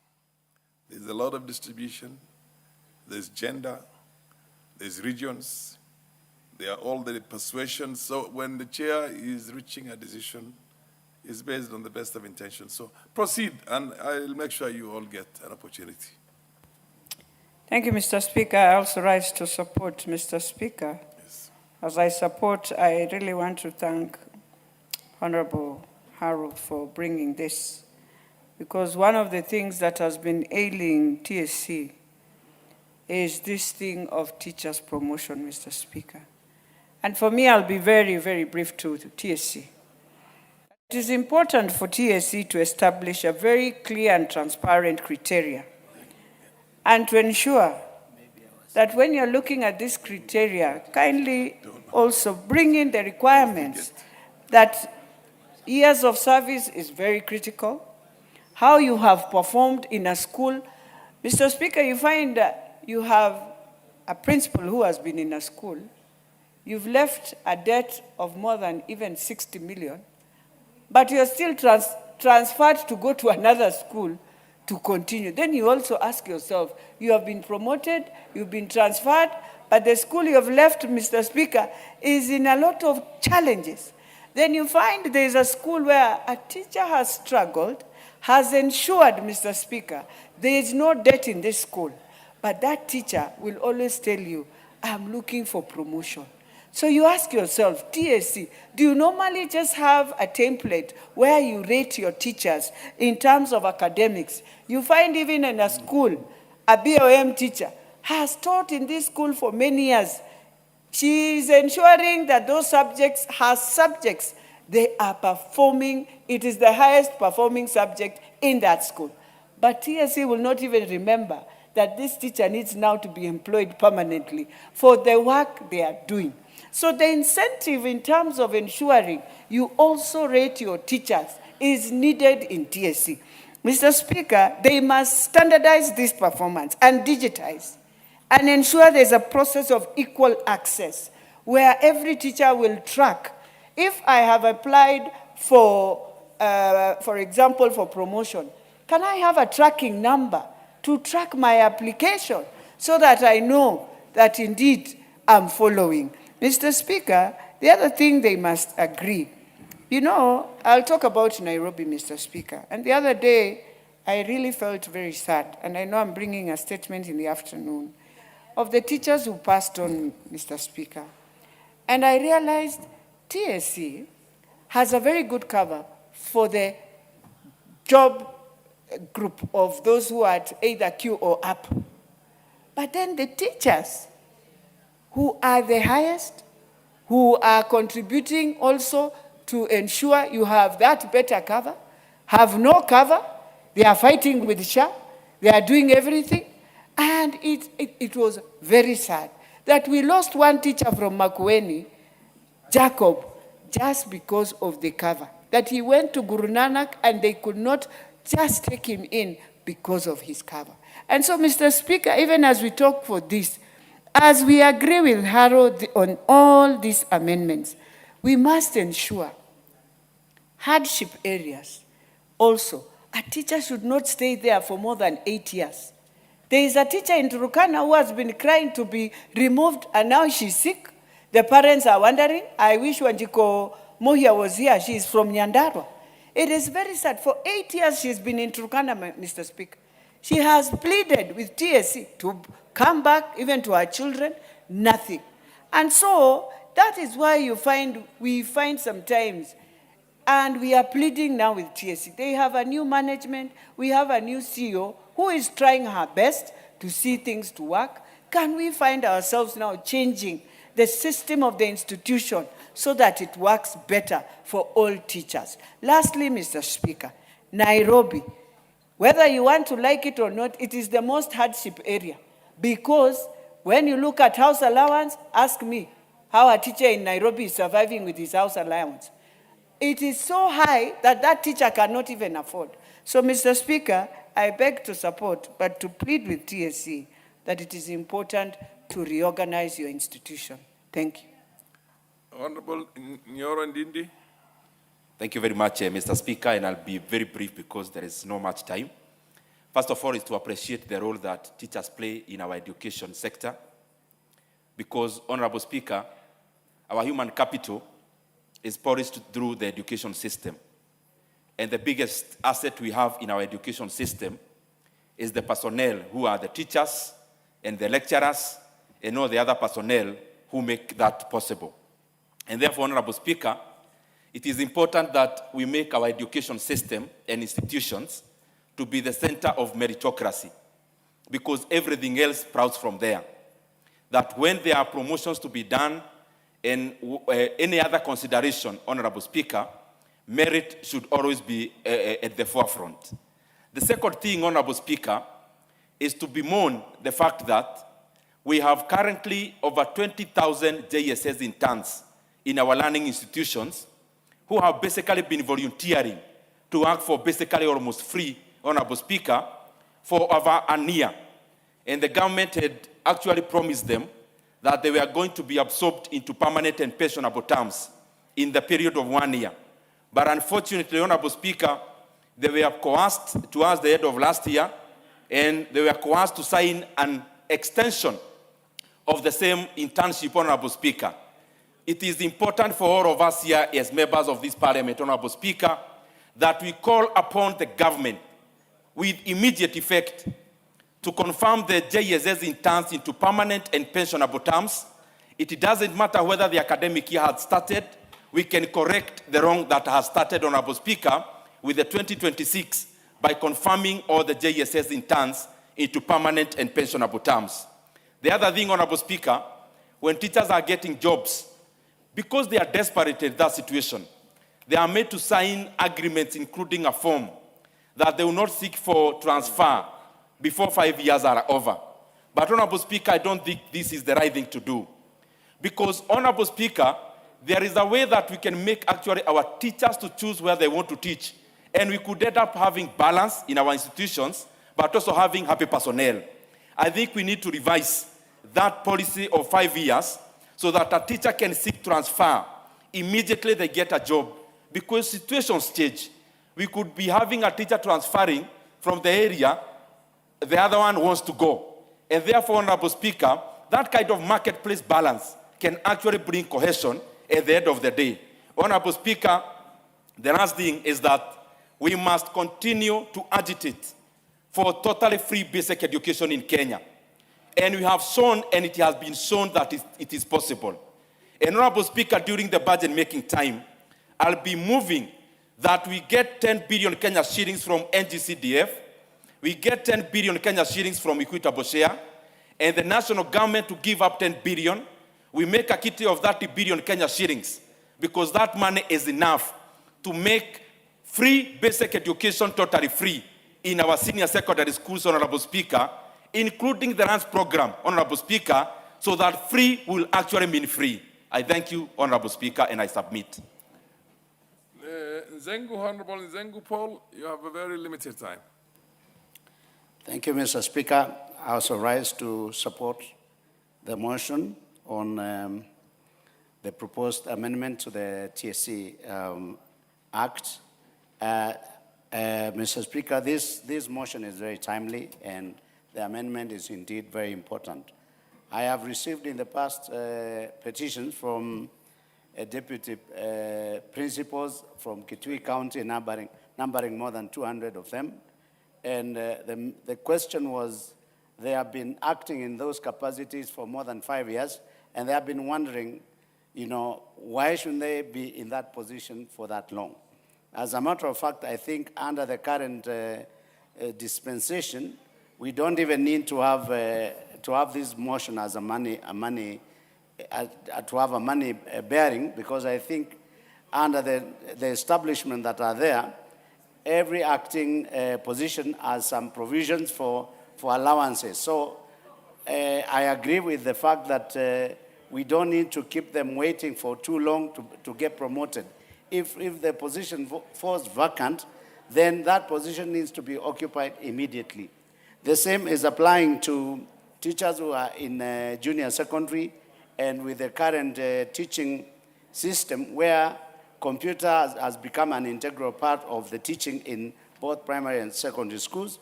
And you realize that not all the teachers have been trained to teach computers. So the computer literate teachers are not getting extra allowance, yet they are doing extra work.